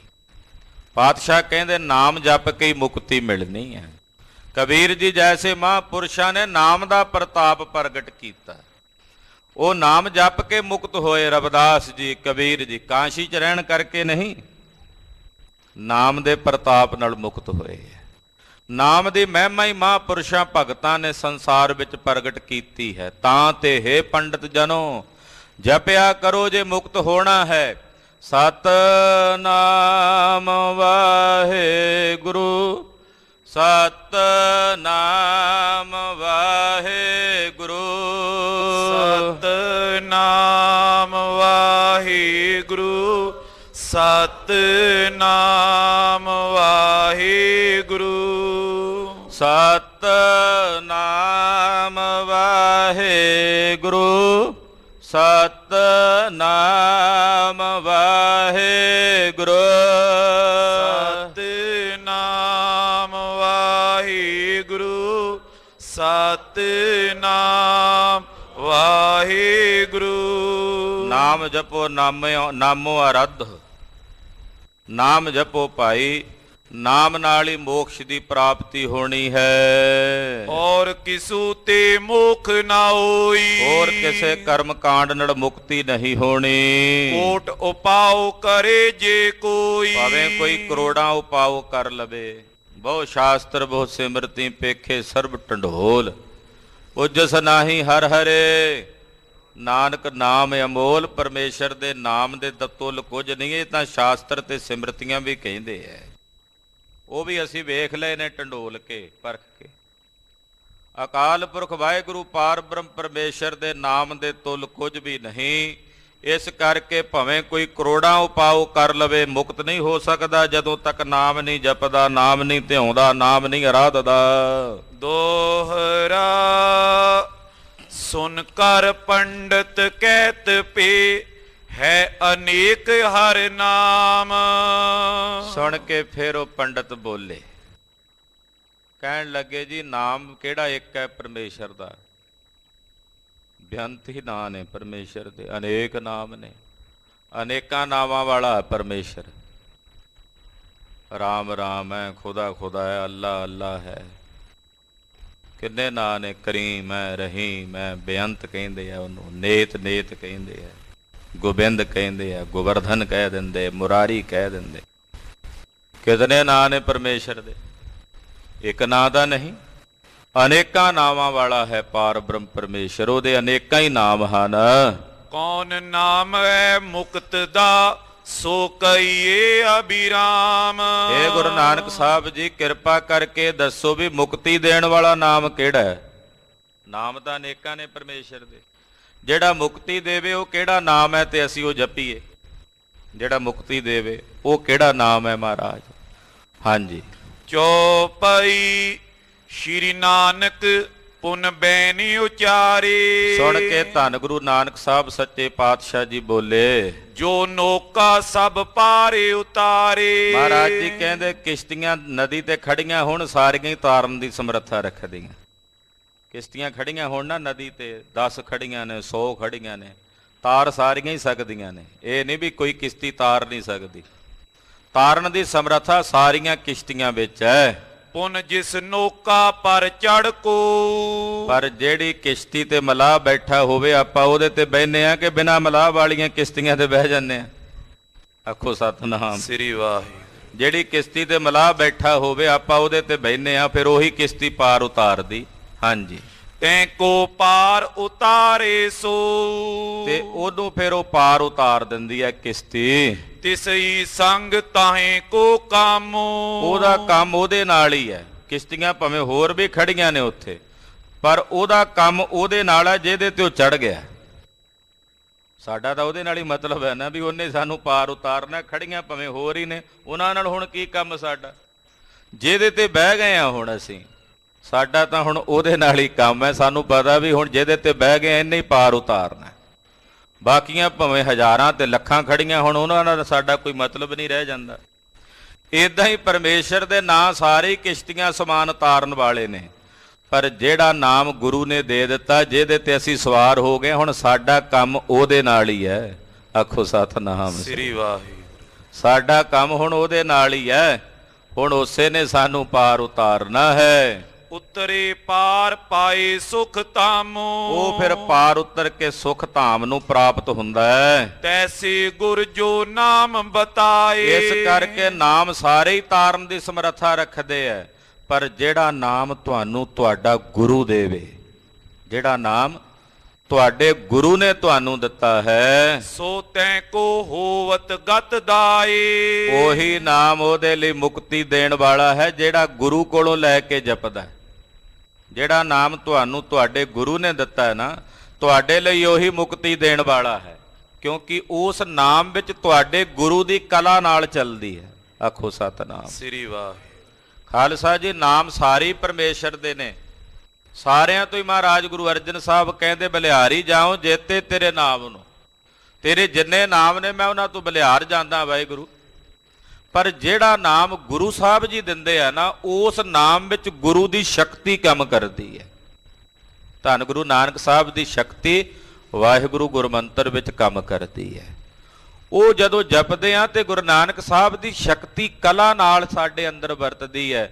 ਜੋ ਵਾਹਿਗੁਰੂ ਗੁਰਮੰਤਰ ਦੀ ਚੇਤਨਾ ਹੈ, ਉਹ ਗੁਰੂ ਨਾਨਕ ਸਾਹਿਬ ਨੇ ਜਗਾਈ ਹੈ, ਔਰ ਜਿਹੜਾ ਇਸ ਨੂੰ ਜਪਦਾ ਹੈ ਉਹਦੇ ਅੰਦਰ ਵੀ ਉਹ ਚੇਤਨਾ ਪ੍ਰਚੰਡ ਹੋ ਜਾਂਦੀ ਹੈ। ਇਸ ਕਰਕੇ ਗੁਰਮੰਤਰ ਦਾ ਜਾਪ ਬਹੁਤ ਸਾਰੇ ਵੀਰ ਪੁੱਛਦੇ ਆ, ਕਿਹੜਾ ਨਾਮ ਜਪੀਏ? ਜਿਹੜਾ ਗੁਰੂ ਸਾਹਿਬ ਨੇ ਦਿੱਤਾ, ਜੋ ਸਤਿਗੁਰੂ ਜੀ ਨੇ ਬਖਸ਼ਿਆ। ਨਾਮ ਸਾਰੀ ਪਰਮੇਸ਼ਰ, ਕਿਸੇ ਨਾਮ ਨਾਲ ਈਰਖਾ ਨਹੀਂ ਰੱਖਣੀ। ਕੋਈ ਅੱਲਾ ਅੱਲਾ ਕਵੇ, ਕੋਈ ਰਾਮ ਰਾਮ ਕਹੇ, ਕੋਈ ਕ੍ਰਿਸ਼ਨ ਕ੍ਰਿਸ਼ਨ ਕਰੇ, ਕੋਈ ਕੁਝ ਕਹੇ, ਕਿਸੇ ਨਾਮ ਨਾਲ ਈਰਖਾ ਨਹੀਂ ਕਰਨੀ। ਸਾਰੇ ਨਾਮ ਉਸ ਵਾਹਿਗੁਰੂ ਪਰਮੇਸ਼ਰ ਦੇ ਨੇ, ਪਰ ਸਾਡੇ ਵਾਸਤੇ ਸਾਡਾ ਕੰਮ, ਜਿਹਦੇ ਤੇ ਅਸੀਂ ਸਵਾਰ ਹਾਂ, ਸਾਡਾ ਉਹਦੇ ਨਾਲ ਕੰਮ ਹੈ। ਬਾਕੀਆਂ ਦੀ ਅਸੀਂ ਭੰਡੀ ਨਹੀਂ ਕਰਨੀ। ਜਿਹਦੇ ਤੇ ਅਸੀਂ ਸਵਾਰ ਹਾਂ, ਅਸੀਂ ਉਹਦਾ ਆਸਰਾ ਲੈਣਾ, ਉਹਦਾ ਜਾਪ ਕਰਨਾ, ਕਮਾਈ ਉਹਦੀ ਕਰਨੀ। ਭਾਈ ਸਾਹਿਬ ਭਾਈ ਰਾਮ ਕ੍ਰਿਸ਼ਨ ਜੀ ਸੇਵਾ ਪੰਥੀ ਮਹਾਤਮਾ ਮਹਾਂਪੁਰਸ਼, ਬੜੀ ਬੰਦਗੀ ਵਾਲੀ ਰੂਹ ਹੋਏ। ਉਹ ਅਕਸਰ ਗੁਰੂ ਸਾਹਿਬ ਦੇ ਦਰਬਾਰ 'ਚ ਹੀ ਰਹਿੰਦੇ, ਮਹਾਰਾਜ ਜੀ ਦੇ ਦਰਬਾਰ 'ਚੋਂ ਬਾਹਰ ਨਹੀਂ ਸੀ ਜਾਂਦੇ। ਇੱਕ ਦਿਨ ਬੈਠੇ ਤੇ ਰਸਨਾ ਤੋਂ ਕਹਿ ਰਹੇ, ਧੰਨ ਗੁਰੂ ਨਾਨਕ। ਇੱਕ ਸਹਿਜਧਾਰੀ ਵੀਰ ਅੰਦਰ ਆਇਆ ਤੇ ਉਹ ਭਾਈ ਰਾਮ ਕ੍ਰਿਸ਼ਨ ਜੀ ਦੇ ਕੰਨ 'ਚ ਆ ਕੇ ਕਹਿੰਦਾ, ਹਰੇ ਕ੍ਰਿਸ਼ਨ ਹਰੇ ਰਾਮ। ਭਾਈ ਸਾਹਿਬ ਨੇ ਫਿਰ ਆਖਿਆ, ਧੰਨ ਗੁਰੂ ਨਾਨਕ। ਉਹਨੇ ਫਿਰ ਕੰਨ 'ਚ ਆਖਿਆ, ਹਰੇ ਕ੍ਰਿਸ਼ਨ ਹਰੇ ਰਾਮ। ਭਾਈ ਸਾਹਿਬ ਨੇ ਫਿਰ ਆਖਿਆ, ਧੰਨ ਗੁਰੂ ਨਾਨਕ। ਉੱਥੋਂ ਕਹਿ ਕੇ ਉੱਠ ਕੇ ਅਗਲੀ ਜਗ੍ਹਾ ਤੇ ਬਹਿ ਗਏ। ਉਹ ਫਿਰ ਪਿੱਛੇ ਪਿੱਛੇ ਆਇਆ, ਕੰਨ 'ਚ ਆ ਕੇ ਕਹਿੰਦਾ, ਹਰੇ ਕ੍ਰਿਸ਼ਨ ਹਰੇ ਰਾਮ। ਭਾਈ ਸਾਹਿਬ ਫਿਰ ਬੜੇ ਪ੍ਰੇਮ 'ਚ ਆ ਕੇ ਕਹਿੰਦੇ, ਧੰਨ ਗੁਰੂ ਨਾਨਕ ਦੇਵ ਸਾਹਿਬ, ਧੰਨ ਗੁਰੂ ਨਾਨਕ ਦੇਵ ਸਾਹਿਬ। ਫਿਰ ਉੱਠਣ ਲੱਗੇ ਤੇ ਉਹਨੇ ਬਾਂਹ ਫੜ ਲਈ ਭਾਈ ਰਾਮ ਕ੍ਰਿਸ਼ਨ ਜੀ ਨੂੰ, ਕਹਿਣ ਲੱਗਾ ਵੀ ਤੁਹਾਨੂੰ ਹਰੇ ਕ੍ਰਿਸ਼ਨ ਹਰੇ ਰਾਮ ਦੇ ਨਾਮ ਤੋਂ ਐਲਰਜੀ ਹੈ? ਈਰਖਾ ਕਰਦੇ ਹੋ ਤੁਸੀਂ? ਜੇ ਮੈਂ ਹਰੇ ਕ੍ਰਿਸ਼ਨ ਹਰੇ ਰਾਮ ਕਹਿੰਦਾ, ਤੁਸੀਂ ਅੱਗੋਂ ਧੰਨ ਗੁਰੂ ਨਾਨਕ ਕਹਿੰਦੇ ਹੋ, ਤੁਸੀਂ ਹਰੇ ਕ੍ਰਿਸ਼ਨ ਹਰੇ ਰਾਮ ਕਿਉਂ ਨਹੀਂ ਆਖਦੇ? ਭਾਈ ਸਾਹਿਬ ਕਹਿੰਦੇ, ਪਰਮੇਸ਼ਰ ਦੇ ਸਾਰੇ ਨਾਮਾਂ ਤੋਂ ਬਲਿਹਾਰ। ਪਰ ਵੀਰ, ਜਿਹਦਾ ਰਾਜ ਹੋਵੇ ਨਾਮ ਉਸੇ ਦਾ ਚੱਲਦਾ ਹੈ। ਜਿਸ ਦਾ ਰਾਜ ਹੋਵੇ ਨਾਮ ਉਸੇ ਦਾ ਚੱਲਦਾ ਕਿ ਦੂਜੇ ਦਾ ਚੱਲਦਾ ਜਿਹਦਾ ਰਾਜ ਲੰਘ ਗਿਆ ਹੋਵੇ? ਕਹਿੰਦਾ ਜੀ ਜਿਹਦਾ ਰਾਜ ਹੋਵੇ ਉਸੇ ਦਾ ਚੱਲਦਾ। ਕਹਿੰਦੇ ਭਗਵਾਨ ਕ੍ਰਿਸ਼ਨ ਜੀ, ਭਗਵਾਨ ਰਾਮ ਜੀ ਦੁਆਪਰ ਤ੍ਰੇਤੇ ਦੇ ਅਵਤਾਰ ਨੇ, ਉਹਨਾਂ ਦਾ ਉਦੋਂ ਰਾਜ, ਉਹਨਾਂ ਦਾ ਨਾਮ ਚੱਲਦਾ। ਕਲਯੁਗ ਦੇ ਅਵਤਾਰ ਗੁਰੂ ਨਾਨਕ ਸਾਹਿਬ ਨੇ, ਤੇ ਕਲਯੁਗ ਦੇ ਅਵਤਾਰ ਧੰਨ ਗੁਰੂ ਨਾਨਕ ਸਾਹਿਬ ਦਾ ਰਾਜ ਹੈ, ਤੇ ਨਾਮ ਵੀ ਗੁਰੂ ਨਾਨਕ ਸਾਹਿਬ ਦਾ ਹੀ ਚੱਲਦਾ ਹੈ। ਸਤਿ ਸ੍ਰੀ ਅਕਾਲ। ਅਸੀਂ ਕੋਈ ਈਰਖਾ ਨਹੀਂ ਕਰਦੇ, ਉਹ ਵੀ ਤਾਂ ਪਰਮੇਸ਼ਰ ਦੇ ਨਾਮ ਨੇ। ਤੁਹਾਡੇ ਗੁਰੂ ਨੇ ਤੁਹਾਨੂੰ ਹਰੇ ਕ੍ਰਿਸ਼ਨ ਹਰੇ ਰਾਮ ਦਾ ਮੰਤਰ ਦਿੱਤਾ, ਤੁਸੀਂ ਉਹ ਜਪਣਾ। ਸਾਡੇ ਗੁਰੂ ਨਾਨਕ ਸਾਹਿਬ ਨੇ ਸਾਨੂੰ ਵਾਹਿਗੁਰੂ ਗੁਰਮੰਤਰ ਦੀ ਦਾਤ ਦਿੱਤੀ, ਅਸੀਂ ਉਹ ਜਪਣਾ। ਪਰ ਜਿਹੜਾ ਤੁਸੀਂ ਜਪਦੇ ਹੋ, ਅਸੀਂ ਉਹਦੇ ਨਾਲ ਈਰਖਾ ਨਹੀਂ ਕਰਦੇ। ਉਹਨਾਂ ਦਾ ਵੀ ਸਤਿਕਾਰ ਹੈ ਗੁਰਬਾਣੀ ਵਿੱਚ। ਜਿੰਨੇ ਨਾਮ ਨੇ ਪਰਮੇਸ਼ਰ ਦੇ, ਅਸੀਂ ਪ੍ਰਮਾਤਮਾ ਦੇ ਨਾਵਾਂ ਨਾਲ ਸਾਰਿਆਂ ਤੋਂ ਬਲਿਹਾਰ ਜਾਈਏ। ਪਰ ਗੁਰੂ ਨਾਨਕ ਸਾਹਿਬ ਜੀ ਪੰਡਤਾਂ ਨੂੰ ਕਹਿ ਰਹੇ ਨੇ, ਜਪੋ ਉਹ ਜਿਹੜਾ ਤੁਹਾਡੇ ਗੁਰੂ ਨੇ ਤੁਹਾਨੂੰ ਦਿੱਤਾ। ਜਪਣਾ ਉਹ ਹੈ, ਉਸ ਨਾਮ ਦੀ ਚੇਤਨਾ। ਗੁਰੂ ਰੇਤ ਅਕ ਆਹਾਰ ਕਰ, ਰੋੜਾਂ ਦੀ ਗੁਰ ਕਰੀ ਵਿਛਾਈ। ਭਾਰੀ ਕਰੀ ਤਪੱਸਿਆ, ਬੜੀ ਵੱਡੀ ਕਾਲਣਾ ਕਾਲੀ ਰੋੜੀ ਸਾਹਿਬ ਮਹਾਰਾਜ ਜੀ ਨੇ। ਇਸ ਸ਼ਬਦ ਦੀ ਚੇਤਨਾ ਗੁਰੂ ਨਾਨਕ ਸਾਹਿਬ ਨੇ ਜਗਾਈ ਹੈ, ਵਾਹਿਗੁਰੂ ਗੁਰਮੰਤਰ ਦੀ। ਖਾਲਸਾ ਜੀ ਮਹਾਂਪੁਰਸ਼ ਕਹਿੰਦੇ ਆ ਵੀ 9 ਯੁੱਗ ਬੀਤਦੇ ਤੇ ਇੱਕ ਅੱਖਰ ਉਚਾਰਨ ਹੁੰਦਾ। 9 ਯੁੱਗ ਬੀਤੇ ਤੇ ਅਕਾਲ ਪੁਰਖ ਨੇ ਇੱਕ ਅੱਖਰ ਉਚਾਰਿਆ, ਵਾਹ ਵਾਹ। ਫਿਰ 9 ਅੱਖਰ ਬੀਤੇ ਤੇ ਅਕਾਲ ਪੁਰਖ ਨੇ ਦੂਸਰਾ ਅੱਖਰ ਉਚਾਰਨ ਕੀਤਾ, ਹਾਹਾ। ਫਿਰ 9 ਯੁੱਗ ਬੀਤੇ ਤੇ ਗੱਗਾ, ਫਿਰ 9 ਯੁੱਗ ਬੀਤੇ ਤੇ ਰਾਰਾ। 36 ਯੁੱਗ ਬੀਤ ਗਏ। 36 ਯੁੱਗ ਅੰਧਕਾਰ ਹੀ ਅੰਧਕਾਰ ਰਿਹਾ ਪੂਰੇ ਸੰਸਾਰ ਭਰ ਵਿੱਚ। 36 ਯੁੱਗ ਹਨੇਰਾ ਹੀ ਹਨੇਰਾ। 36 ਯੁੱਗਾਂ ਬਾਅਦ ਇਹਨਾਂ 4 ਅੱਖਰਾਂ ਨੂੰ ਇਕੱਠਿਆਂ ਕਰਕੇ ਜਦੋਂ ਅਕਾਲ ਪੁਰਖ ਨੇ ਕਿਹਾ ਨਾ ਵਾਹਿਗੁਰੂ, ਤੇ 36 ਯੁੱਗਾਂ ਦਾ ਅੰਧਕਾਰ ਮਿਟ ਕੇ ਗਿਆਨ ਦੇ ਚਾਨਣੇ ਵਿੱਚ ਤਬਦੀਲ ਹੋ ਗਿਆ। ਸਤਿ ਸ੍ਰੀ ਅਕਾਲ। ਵਾਹਿਗੁਰੂ ਨਾਮ ਕਿਹਾ ਹੀ ਉਸ ਨੂੰ ਹੈ ਜਿਹੜਾ ਪ੍ਰਕਾਸ਼ ਕਰ ਦੇਵੇ, ਚਾਨਣਾ ਕਰ ਦੇਵੇ। ਵਾਹੇ ਨਾਮ ਅਸਚਰਜ ਕੋ ਹੋਈ, ਗੋਤਮ ਨਾਮ ਅਗਿਆਨ ਅਨਿਤ। ਰੂਪ ਪ੍ਰਕਾਸ਼ ਕੀਆ ਜਿਨ ਚੇਤੇ ਦੀ ਚੇਤਨਾ ਗੁਰੂ ਨਾਨਕ ਸਾਹਿਬ ਨੇ ਜਗਾਈ ਹੈ ਜਪ ਜਪ ਕੇ। ਇਸ ਕਰਕੇ ਮਹਾਰਾਜ ਸੱਚੇ ਪਾਤਸ਼ਾਹ ਪੰਡਤਾਂ ਨੂੰ ਇਹ ਨਹੀਂ ਕਹਿੰਦੇ ਅਸੀਂ ਤੁਹਾਨੂੰ ਵਾਹਿਗੁਰੂ ਕਹਿਣ ਨੂੰ ਕਹਿੰਦੇ ਆ ਜਪਦੇ। ਮਹਾਰਾਜ ਪੰਡਤਾਂ ਨੂੰ ਕਹਿੰਦੇ ਤੁਹਾਡੇ ਵੀ ਗੁਰੂਆਂ ਨੇ ਤੁਹਾਨੂੰ, ਜਿਹੜੇ ਤੁਹਾਡੇ ਗੁਰੂ ਇਸ਼ਟ ਨੇ ਤੁਹਾਨੂੰ ਮੰਤਰ ਦਿੱਤਾ ਹੋਣਾ ਨਾ, ਤੇ ਜਿਹੜਾ ਨਾਮ ਮੰਤਰ ਤੁਹਾਡੇ ਗੁਰੂ ਨੇ ਤੁਹਾਨੂੰ ਦਿੱਤਾ ਤੁਸੀਂ ਉਹ ਜਪੋ, ਕਿਉਂਕਿ ਤੁਹਾਡਾ ਉਸੇ ਨਾਲ ਹੀ ਕੰਮ ਹੋਣਾ ਚਾਹੀਦਾ। ਵਾਹਿਗੁਰੂ ਨਾਮ ਜਹਾਜ਼ ਹੈ, ਇਹ ਵੀ ਬੇੜੀ ਹੈ, ਜਹਾਜ਼ ਹੈ। ਇਸ ਬੇੜੇ ਦੇ ਮਲਾਹ ਨੇ ਧੰਨ ਗੁਰੂ ਨਾਨਕ ਸਾਹਿਬ, ਤੇ ਜਿਹੜਾ ਇਹਦੇ ਤੇ ਸਵਾਰ ਹੋਵੇਗਾ ਚੜੇ ਸੋ ਉਤਰੇ ਪਾਰ, ਉਹ ਪਾਰ ਉਤਰੇਗਾ, ਅਵਸ਼ ਉਤਰੇਗਾ ਪਾਰ, ਕਿਉਂਕਿ ਇਸ ਬੇੜੇ ਦੇ ਮਲਾਹ ਗੁਰੂ ਨਾਨਕ ਸਾਹਿਬ ਹਨ। ਇਸ ਕਰਕੇ ਗੁਰੂ ਕੇ ਨਾਵਾਂ ਤੋਂ ਪ੍ਰਮਾਤਮਾ ਦੇ ਮੈਂ ਬੇਨਤੀ ਬਾਰ-ਬਾਰ ਕਹਿ ਰਿਹਾ, ਪਰਮੇਸ਼ਰ ਦੇ ਜਿਤਨੇ ਨਾਮ ਨੇ ਕਿਸੇ ਨਾਮ ਨਾਲ ਈਰਖਾ ਨਹੀਂ ਕਰਨੀ, ਕੋਈ ਜਿਹੜਾ ਵੀ ਜਪ ਰਿਹਾ। ਪਰ ਗੁਰੂ ਕੇ ਸਿੱਖ ਨੇ ਵਾਹਿਗੁਰੂ ਗੁਰਮੰਤਰ ਦਾ ਅਭਿਆਸ ਕਰਨਾ ਹੈ, ਮੂਲ ਮੰਤਰ ਦਾ ਅਭਿਆਸ ਕਰਨਾ ਹੈ, ਜਪਜੀ ਸਾਹਿਬ ਦਾ ਅਭਿਆਸ ਕਰਨਾ ਹੈ, ਗੁਰੂ ਸਾਹਿਬ ਦੀ ਬਾਣੀ ਦਾ ਅਭਿਆਸ ਕਰਨਾ। ਸਾਡੇ ਲਈ ਇਹ ਸਾਰੀ ਬਾਣੀ ਨਾਮ ਰੂਪ ਹੈ, ਮੰਤਰ ਰੂਪ ਹੈ, ਜੋ ਗੁਰੂ ਸਾਹਿਬ ਨੇ ਸਾਨੂੰ ਬਖਸ਼ੀ ਹੈ। ਪਰ ਜੇ ਕੋਈ ਰਾਮ ਰਾਮ ਕਹਿ ਰਿਹਾ ਤੇ ਮਹਾਰਾਜ ਉਹਦਾ ਵੀ ਸਤਿਕਾਰ ਕਰਦੇ ਆ। ਪਾਤਸ਼ਾਹ ਕਹਿੰਦੇ ਕੋਈ ਬੋਲੇ ਰਾਮ ਰਾਮ, ਕੋਈ ਖੁਦਾਏ, ਕੋਈ ਸੇਵੈ ਗੁਸਈਆਂ, ਕੋਈ ਰਾਮ ਰਾਮ ਜਪਦਾ ਹੈ, ਕੋਈ ਖੁਦਾ ਖੁਦਾ ਜਪਦਾ ਹੈ।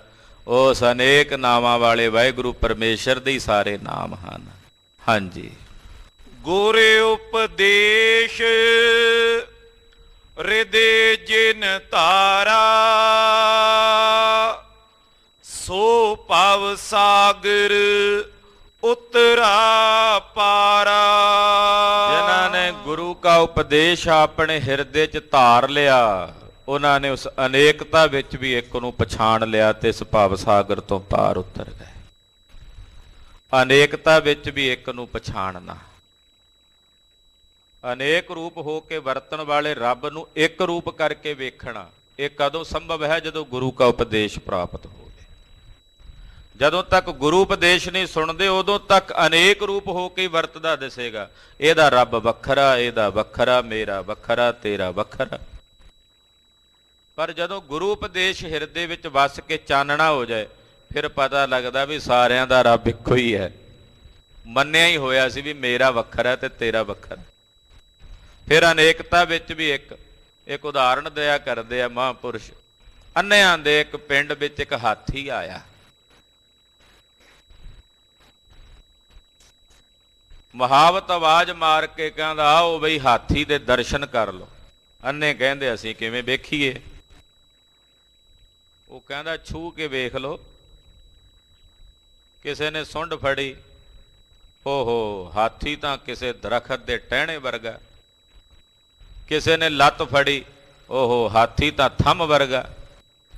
ਕਿਸੇ ਨੇ ਕੰਨ ਫੜਿਆ, ਉਹ ਕਹਿੰਦਾ ਹਾਥੀ ਤਾਂ ਛੱਜ ਵਰਗਾ। ਕਿਸੇ ਨੇ ਪੂੰਛ ਫੜੀ, ਉਹ ਕਹਿੰਦਾ ਹਾਥੀ ਤਾਂ ਲੱਜ ਵਰਗਾ, ਪਰ ਲੱਜ ਤੇ ਵਾਲ ਲੱਗੇ ਹੋਏ ਆ।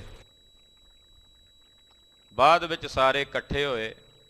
ਇੱਕ ਕਹੇ ਛੱਜ ਵਰਗਾ, ਦੂਜਾ ਕਹੇ ਦਰਖਤ ਦੇ ਤਣੇ ਵਰਗਾ, ਤੀਜਾ ਕਹੇ ਥੰਮ ਵਰਗਾ, ਚੌਥਾ ਕਹੇ ਲੱਜ ਵਰਗਾ, ਰੱਸੀ ਵਰਗਾ।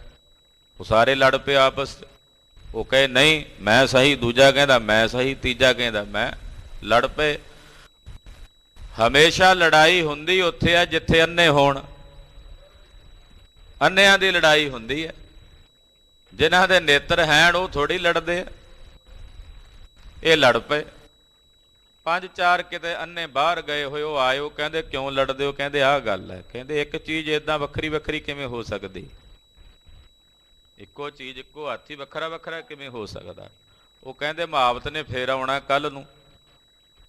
ਅਗਲੇ ਦਿਨ ਮੁਹਾਵਤ ਫੇਰ ਆ ਗਿਆ ਹਾਥੀ ਲੈ ਕੇ। ਕਹਿੰਦੇ ਉਹ ਤੂੰ ਕਿਹੋ ਜਿਹਾ ਬੰਦਾ ਸਾਡੇ ਪਿੰਡ ਲੜਾਈ ਪਵਾ ਗਿਆ? ਉਹ ਕਹਿੰਦਾ ਕੀ ਗੱਲ? ਕਹਿੰਦੇ ਵੀ ਏਦਾਂ ਆਹ ਗੱਲ ਹੈ, ਆਹ ਮਸਲਾ ਹੈ। ਇੱਕ ਕਹਿੰਦਾ ਹਾਥੀ ਛੱਜ ਵਰਗਾ ਨਹੀਂ? ਮੁਹਾਵਤ ਕਹਿੰਦਾ ਉਹਨੂੰ ਪਤਾ ਸੀ ਵੀ ਇਹਨੇ ਕੰਨ ਫੜੇ ਸੀ। ਕਹਿੰਦਾ ਹਾਂ ਜੀ ਛੱਜ ਵਰਗਾ। ਦੂਜਾ ਕਹਿੰਦਾ ਉਹ ਨਹੀਂ ਰੱਸੀ ਵਰਗਾ ਨਹੀਂ? ਕਹਿੰਦਾ ਹਾਂ ਰੱਸੀ ਵਰਗਾ ਵੀ ਹੈ। ਤੀਜਾ ਕਹਿੰਦਾ ਥੰਮ ਵਰਗਾ ਨਹੀਂ? ਕਹਿੰਦਾ ਹਾਂ ਥੰਮ ਵਰਗਾ ਵੀ ਹੈ। ਚੌਥਾ ਕਹਿੰਦਾ ਜਿਵੇਂ ਜਿਹਨੇ ਚਮੜਾ ਫੜ ਕੇ ਵੇਖਿਆ ਸੀ ਵੀ ਧੋਬੀ ਦੇ ਪਟੜੇ ਵਰਗਾ ਨਹੀਂ? ਕਹਿੰਦਾ ਹਾਂ ਉਹਦੇ ਵਰਗਾ। ਉਹ ਕਹਿੰਦੇ ਵੀ ਇਹ ਕਿਵੇਂ ਹੋ ਗਿਆ? ਕਹਿੰਦਾ ਦਰਅਸਲ ਤੁਹਾਡੇ ਨੇਤਰਾਂ ਦੀ ਰੋਸ਼ਨੀ ਨਾ ਹੋਣ ਕਰਕੇ ਤੁਸੀਂ ਇੱਕ ਹਾਥੀ ਨੂੰ ਹੀ ਅਨੇਕ ਰੂਪ ਵਿੱਚ ਸਪਰਸ਼ ਕਰਕੇ ਵੇਖ ਰਹੇ ਹੋ। ਆਪਣੀਆਂ ਅੱਖਾਂ ਦਾ ਇਲਾਜ ਕਰਾ ਲਵੋ। ਇਸ ਅਨੇਕਤਾ ਵਿੱਚ ਵੀ ਮੁੜ ਕੇ ਜਦੋਂ ਦਿਸਣ ਲੱਗ ਪਏਗਾ ਫਿਰ ਅਨੇਕ ਵੀ ਇੱਕ ਰੂਪ ਹੋ ਕੇ ਦਿਸਣ ਲੱਗ ਪਵੇਗਾ। ਜਦੋਂ ਤੱਕ ਅਵਿਦਿਆ ਤੇ ਅਗਿਆਨਤਾ ਦੇ ਹਨੇਰੇ ਵਿੱਚ ਮਨੁੱਖ ਅੰਨਾ ਹੈ, ਉਦੋਂ ਇਸ ਇੱਕ ਰੱਬ ਦੀਆਂ ਵੰਡੀਆਂ ਪਾ ਕੇ ਆ ਮੇਰਾ ਰੱਬ ਆ ਤੇਰਾ ਰੱਬ, ਇਹ ਵੰਡ ਜਦੋਂ ਉਪਦੇਸ਼ ਦੁਆਰਾ ਇਹਦੀਆਂ ਅੱਖਾਂ ਦਾ ਅੰਧੇਰਾ ਦੂਰ ਹੁੰਦਾ ਹੈ, ਗੁਰੂ ਗਿਆਨ ਰੂਪੀ ਸੁਰਮਾ ਨੇਤਰਾਂ 'ਚ ਪਾ ਕੇ ਇਸ ਦੇ ਅਗਿਆਨਤਾ ਦੇ ਹਨੇਰੇ ਨੂੰ ਮਿਟਾ ਕੇ ਚਾਨਣਾ ਕਰ ਦਿੰਦਾ ਹੈ, ਫਿਰ ਅੱਖਾਂ ਖੋਲ੍ਹਦਾ, ਫਿਰ ਕਹਿੰਦਾ ਓਹੋ ਜਿਸ ਨੂੰ ਮੈਂ ਅਨੇਕ ਰੂਪ ਕਰਕੇ ਸਮਝੀ ਬੈਠਾ ਸੀ ਉਹ ਤਾਂ ਇੱਕੋ ਹੀ ਹੈ। ਉਹ ਦੋ ਹੈ ਹੀ ਨਹੀਂ, ਉਹ ਤਾਂ ਇੱਕੋ ਹੀ ਹੈ। ਅਨੇਕ ਹੈ ਫਿਰ ਏਕ ਹੈ। ਮਹਾਰਾਜ ਜੀ ਕਹਿੰਦੇ ਇਹ ਗੱਲ ਤੁਹਾਨੂੰ ਉਦੋਂ ਸਮਝ ਆਵੇਗੀ ਪੰਡਤ ਜਨੋ ਜਦੋਂ ਤੁਹਾਨੂੰ ਗੁਰੂ ਉਪਦੇਸ਼ ਦੇ ਕੇ ਸਮਝਾਵੇਗਾ। ਹਾਂਜੀ, ਇਸ ਪ੍ਰਕਾਰ ਸੁਨ ਕੈ ਸ਼ੁਭ ਬਚਨਾ। ਸਤਿਗੁਰੂ ਜੀ ਦੇ ਇਹ ਸ਼ੁਭ ਬਚਨ ਜਦੋਂ ਇਸ ਪ੍ਰਕਾਰ ਨਾਲ ਸੁਣੇ ਨਾ ਪੰਡਤਾਂ ਨੇ, ਪੰਡਤ ਬਿਨੇ ਪਨੇ ਸੁਠ ਰਚਨਾ। ਇਹ ਪੰਡਤਾਂ ਦੇ ਹਿਰਦੇ ਦਾ ਮਾਣ ਦੂਰ ਹੋ ਗਿਆ। ਤਪ ਗੁਰੂ ਨਾਨਕ ਸਾਹਿਬ ਜੀ ਦੇ ਅੰਮ੍ਰਿਤ ਬਚਨਾਂ ਨਾਲ ਇਹਨਾਂ ਦੇ ਮਨ ਸ਼ਾਂਤ ਹੋਏ।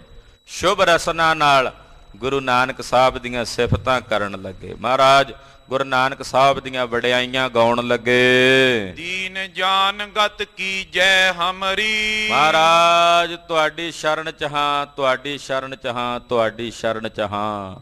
ਸਾਨੂੰ ਦੀਨ ਜਾਣ ਕੇ ਸਾਡੀ ਗਤ ਕਰ ਦਿਓ ਮਹਾਰਾਜ। ਅਸੀਂ ਦੀਨ ਹਾਂ, ਡਰੇ ਹੋਏ, ਗਰੀਬ, ਨਿਮਾਣੇ, ਤੁਹਾਡੀ ਸ਼ਰਨ ਵਿੱਚ ਹਾਂ ਮਹਾਰਾਜ। ਕਿਰਪਾ ਕਰਕੇ ਸਾਡੀ ਬੰਦ ਖਲਾਸੀ ਕਰ ਦਿਓ। ਚਰਨ ਸ਼ਰਨ ਗੈ ਲੀਨੀ ਤੁਮਰੀ। ਮਹਾਰਾਜ ਸਾਡੇ ਗੁਰੂ ਤੁਸੀਂ, ਅਸੀਂ ਤੁਹਾਡੇ ਸਿੱਖ। ਮਹਾਰਾਜ ਜੀ ਅਸੀਂ ਤੁਹਾਡੇ ਚਰਨ ਕਮਲਾਂ ਦੀ ਸ਼ਰਨ ਨੂੰ ਗ੍ਰਹਿਣ ਕਰਦੇ ਹਾਂ। ਅੱਜ ਤੋਂ ਬਾਅਦ ਅਸੀਂ ਤੁਹਾਡੇ ਚਰਨ ਕਮਲਾਂ ਦੀ ਸ਼ਰਨ ਵਿੱਚ ਹਾਂ। ਰਾਵਰ ਸਰਸ ਅਪਰ ਨੈ ਕੋਈ। ਮਹਾਰਾਜ ਤੁਹਾਡੇ ਸਰਸ ਬਰਾਬਰ ਹੋਰ ਕੋਈ ਨਹੀਂ ਹੈ। ਤੁਹਾਡੇ ਜਿਹਾ, ਤੁਹਾਡੇ ਵਰਗਾ ਹੋਰ ਕੋਈ ਨਹੀਂ। ਤੁਹਾਡੇ ਵਰਗੇ ਸਿਰਫ ਤੁਸੀਂ ਹੋ ਮਹਾਰਾਜ। ਸਭ ਤੇ ਵੱਡਾ ਸਤਿਗੁਰ ਨਾਨਕ ਜਿਨ ਕਲ ਰਾਖੀ। ਮਹਾਰਾਜ ਜੀ ਤੁਸੀਂ ਸਭ ਤੋਂ ਵੱਡੇ ਹੋ, ਤੁਹਾਡੇ ਵਰਗਾ ਹੋਰ ਕੋਈ ਨਹੀਂ। ਸਫਲ ਦਰਸ ਨਿਜ ਕਰ ਦੁਖ ਖੋਈ। ਮਹਾਰਾਜ ਜੀ ਤੁਸੀਂ ਆਪਣੇ ਸਫਲ ਦਰਸ਼ਨ ਦੇ ਕੇ ਸਾਡੇ ਦੁੱਖ ਦੂਰ ਕਰ ਦਿੱਤੇ ਹਨ। ਸਾਡੀ ਮਰਜ਼ ਲੱਭ ਲਈ ਹੈ, ਸਾਡੀ ਬਿਮਾਰੀ ਲੱਭ ਲਈ ਹੈ। ਮਹਾਰਾਜ ਕਿਰਪਾ ਕਰੋ, ਹੁਣ ਵੈਦ ਬਣ ਕੇ ਇਸ ਬਿਮਾਰੀ ਨੂੰ ਦੂਰ ਕਰ ਦਿਓ। ਹਾਂਜੀ, ਸੁਨੀ ਬਿਨੇ ਜਬ ਕਰੁਣਾ ਐਨਾ। ਕਿਰਪਾ ਦੇ ਸੁਆਮੀ ਧੰਨ ਗੁਰੂ ਨਾਨਕ ਸਾਹਿਬ ਨੇ ਜਦੋਂ ਇਹਨਾਂ ਪੰਡਤਾਂ ਦੀ ਬੇਨਤੀ ਸੁਣੀ, ਕੇਵਲ ਦਾ ਉਚਰੇ ਸ਼ੁਭ ਬੈਨਾ। ਕੇਵਲ ਦੇਣ ਵਾਲੇ, ਮੁਕਤੀ ਦੇਣ ਵਾਲੇ ਅੰਮ੍ਰਿਤ ਬਚਨ ਗੁਰੂ ਨਾਨਕ ਸਾਹਿਬ ਜੀ ਬੋਲੇ, ਕਹਿਣ ਲੱਗੇ ਸਤਨਾਮ ਕੋ ਕੀਜੇ ਜਾਪੂ। ਮਹਾਰਾਜ ਜੀ ਕਹਿਣ ਲੱਗੇ, ਜਦੋਂ ਸ਼ਰਨ ਆ ਗਏ, ਸਿੱਖ ਬਣ ਗਏ, ਸਤਿਗੁਰਾਂ ਦੇ ਜਿੰਨੇ ਪੰਡਤ ਸੀ ਮਹਾਰਾਜ ਜੀ ਦੇ ਸੇਵਕ ਹੋ ਗਏ, ਤਾਂ ਸਤਿਗੁਰੂ ਸੱਚੇ ਪਾਤਸ਼ਾਹ ਜੀ ਨੇ ਬਚਨ ਉਚਾਰਿਆ, ਆਖਿਆ ਨਿਤ ਜਪਿਆ ਕਰੋ ਸਤਨਾਮ ਵਾਹਿਗੁਰੂ, ਸਤਨਾਮ ਵਾਹਿਗੁਰੂ, ਸਤਨਾਮ ਵਾਹਿਗੁਰੂ, ਸਤਨਾਮ ਵਾਹਿਗੁਰੂ, ਸਤਨਾਮ ਵਾਹਿਗੁਰੂ, ਸਤਨਾਮ ਵਾਹਿਗੁਰੂ, ਸਤਨਾਮ ਵਾਹਿਗੁਰੂ, ਸਤਨਾਮ ਵਾਹਿਗੁਰੂ। ਨਿਤ ਜਪਿਆ ਕਰੋ ਭਾਈ, ਇਸ ਪਾਵਨ ਅੰਮ੍ਰਿਤ ਨਾਮ ਦੀ ਕਮਾਈ ਕਰੋ। ਤੁਮਰੇ ਨਾਸੇ ਤੀਨੋ ਤਾਪੂ। ਜਦੋਂ ਇਸ ਨਾਮ ਨੂੰ ਜਪੋਗੇ ਤੁਹਾਡੇ ਤਿੰਨਾਂ ਤਾਪਾਂ ਦਾ ਨਾਸ ਹੋਵੇਗਾ। ਤੀਨੇ ਤਾਪ ਨਿਵਾਰਨ ਹਾਰਾ ਹੈ ਇਹ ਅੰਮ੍ਰਿਤ ਨਾਮ। ਜਦੋਂ ਇਸ ਨੂੰ ਜਪੋਗੇ, ਇਸ ਨੂੰ ਜਪ ਕੇ ਆਦੀਆਂ ਵਿਆਦੀਆਂ ਉਪਾਧੀਆਂ ਇਹ ਤਿੰਨੇ ਹੀ ਤਾਪ ਨਾਸ ਹੋ ਜਾਣਗੇ। ਨਾਉ ਤਰੀਕ ਭਏ ਸਿੱਖ ਸੋਏ। ਮਹਾਰਾਜ ਸੱਚੇ ਪਾਤਸ਼ਾਹ ਜੀ ਦਾ ਨਾਮ ਲੈ ਕੇ ਨਾਮ ਤਰੀਕ ਸਿੱਖ ਹੋ ਗਏ ਸਤਿਗੁਰਾਂ ਦੇ। ਗੁਰ ਗੁਰ ਜਾਪ ਜਪੇ ਭ੍ਰਮ ਖੋਏ। ਇਹ ਪੰਡਤ ਵੀ ਹੁਣ ਜਾਪ ਜਪਣ ਲੱਗੇ, ਵਾਹਿਗੁਰੂ ਵਾਹਿਗੁਰੂ ਵਾਹਿਗੁਰੂ, ਗੁਰੂ ਗੁਰੂ ਜਪ ਕੇ ਇਹਨਾਂ ਦੇ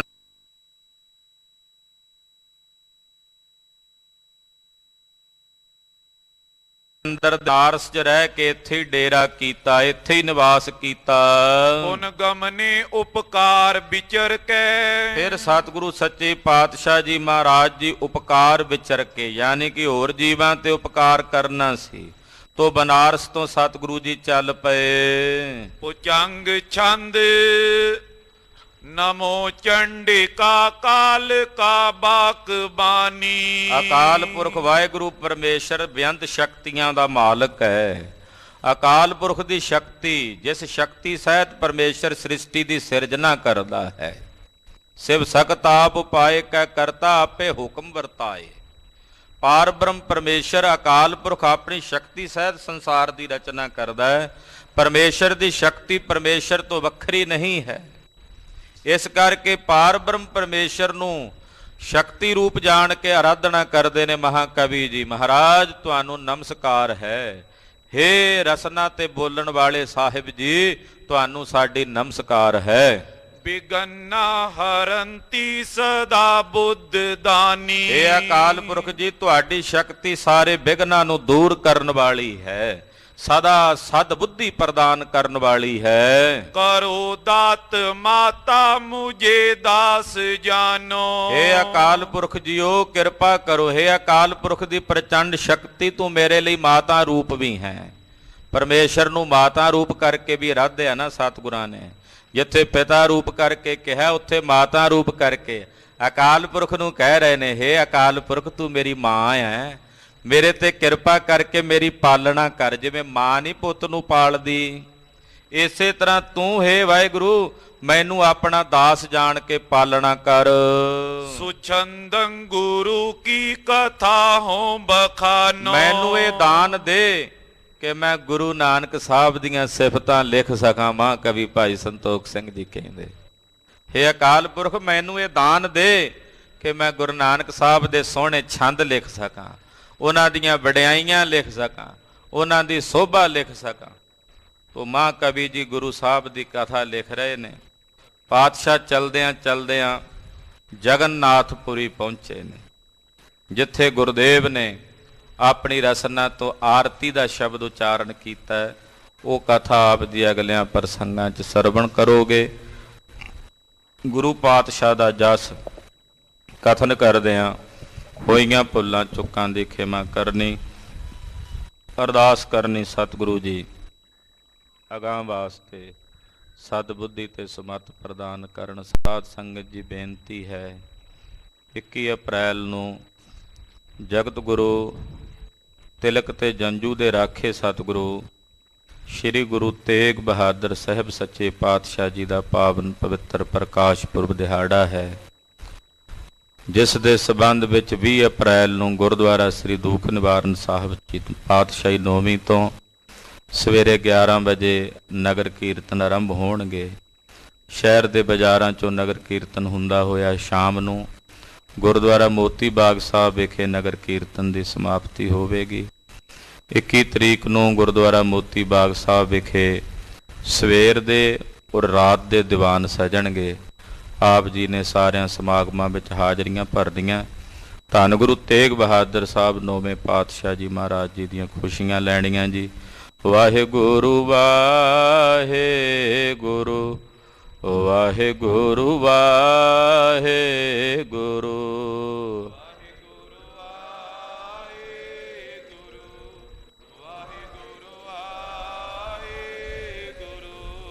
ਵਾਹਿਗੁਰੂ ਵਾਹਿਗੁਰੂ ਵਾਹਿਗੁਰੂ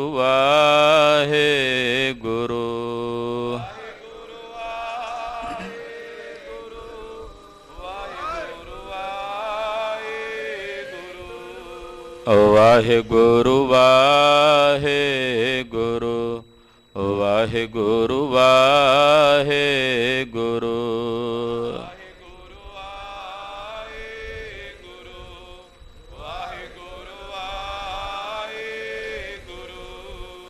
ਹੈ ਉਤ ਹੈ ਪਾਰ ਬ੍ਰਹਮ ਹੈ ਪੂਰਨ ਹੈ ਸਰਬ ਮੈਂ ਹੈ ਸੰਗੀ ਹੈ ਨਿਰੰਕਾਰ ਹੈ ਗੋਬਿੰਦ ਹੈ ਗੁਣ ਨਿਧਾਨ ਹੈ ਅਪਰੰਪਰ ਹਰ ਹਰੇ ਹੈ ਸੰਤਹਿ ਕੈ ਸਦਾ ਸੰਗ ਹੈ ਠਾਕੁਰ ਹਉ ਦਾਸਰੋ ਨਾਨਕ ਦੀਜੈ ਨਾਮ ਦਾਨ ਆਏ ਪ੍ਰਭ ਸ਼ਰਣਾਗਤੀ ਏਕ ਅੱਖਰ ਹਰ ਮਨ ਬਸਤ ਵਾਹਿਗੁਰੂ ਨਾਮ ਜਹਾਜ ਹੈ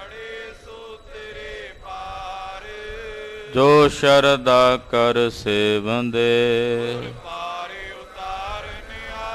ਵਾਹਿਗੁਰੂ ਨਾਮ ਜਹਾਜ ਹੈ ਜੋ ਸ਼ਰਧਾ ਕਰ ਸੇਵੰਦੇ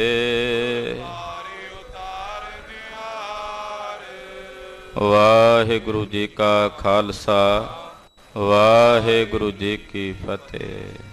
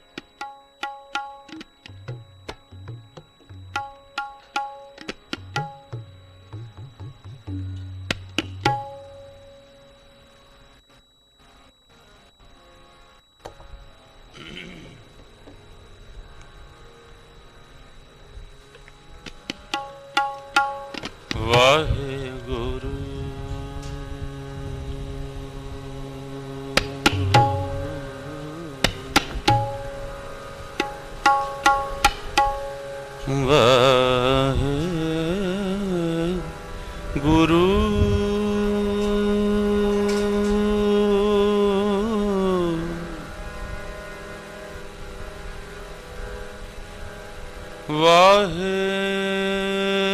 ਵਾਹਿਗੁਰੂ ਜੀ।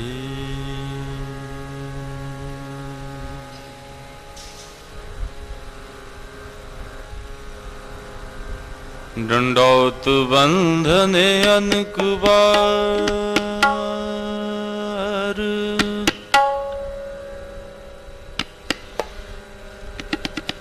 ਸਰਬ ਕਲਾ ਸਮਰੱਥ, ਡੋਲੰਤੇ ਰਾਖੋ ਪ੍ਰਭੂ ਪ੍ਰਭੂ, ਨਾਨਕ ਦੇ ਕਰ ਹੱਥ ਦੇ ਕਰ ਹੱਥ। ਤੂੰ ਠਾਕਰੂ ਮੈਂ ਰਾਗਰੂ, ਮੈਂ ਜਿਹੀ ਕਣ ਤੇਰੀ ਰਾਮ। ਤੂੰ ਸਾਗਰ ਰਤਨਾਗਰੂ, ਹਾਂ ਸਾਰ ਨ ਜਾਣ ਸਾਰ ਨ ਜਾਣ ਤੇਰੀ ਰਾਮ। ਸਾਰ ਨ ਜਾਣ ਤੂੰ ਵੱਡ ਦਾਣ, ਕਰ ਮਹਿਰਮਤ ਸਾਈਂ। ਕਿਰਪਾ ਕੀਜੈ ਸਾਮਤ ਦੀਜੈ, ਆਠ ਪਹਿਰ ਤੁਧ ਧਿਆਈ। ਗਰਬ ਨ ਕੀਜੈ ਰੇਣ ਹੋਵੀਜੈ, ਤਾਂ ਗਤ ਜੀਅਰੇ ਤੇਰੀ। ਸਭ ਊਪਰ ਨਾਨਕ ਕਾ ਠਾਕੁਰ, ਮੈਂ ਜਿਹੀ ਕਣ ਤੇਰੀ ਰਾਮ। ਹਮ ਅਵਗੁਣ ਭਰੇ ਗੁਣ ਨਾਹੀ, ਗੁਣ ਨਾਹੀ ਗੁਣ ਨਾਹੀ ਗੁਣ ਨਾਹੀ। ਅੰਮ੍ਰਿਤ ਛਾੜ ਵਿਖੈ ਵਿਖਾਹੀ, ਮਾਇਆ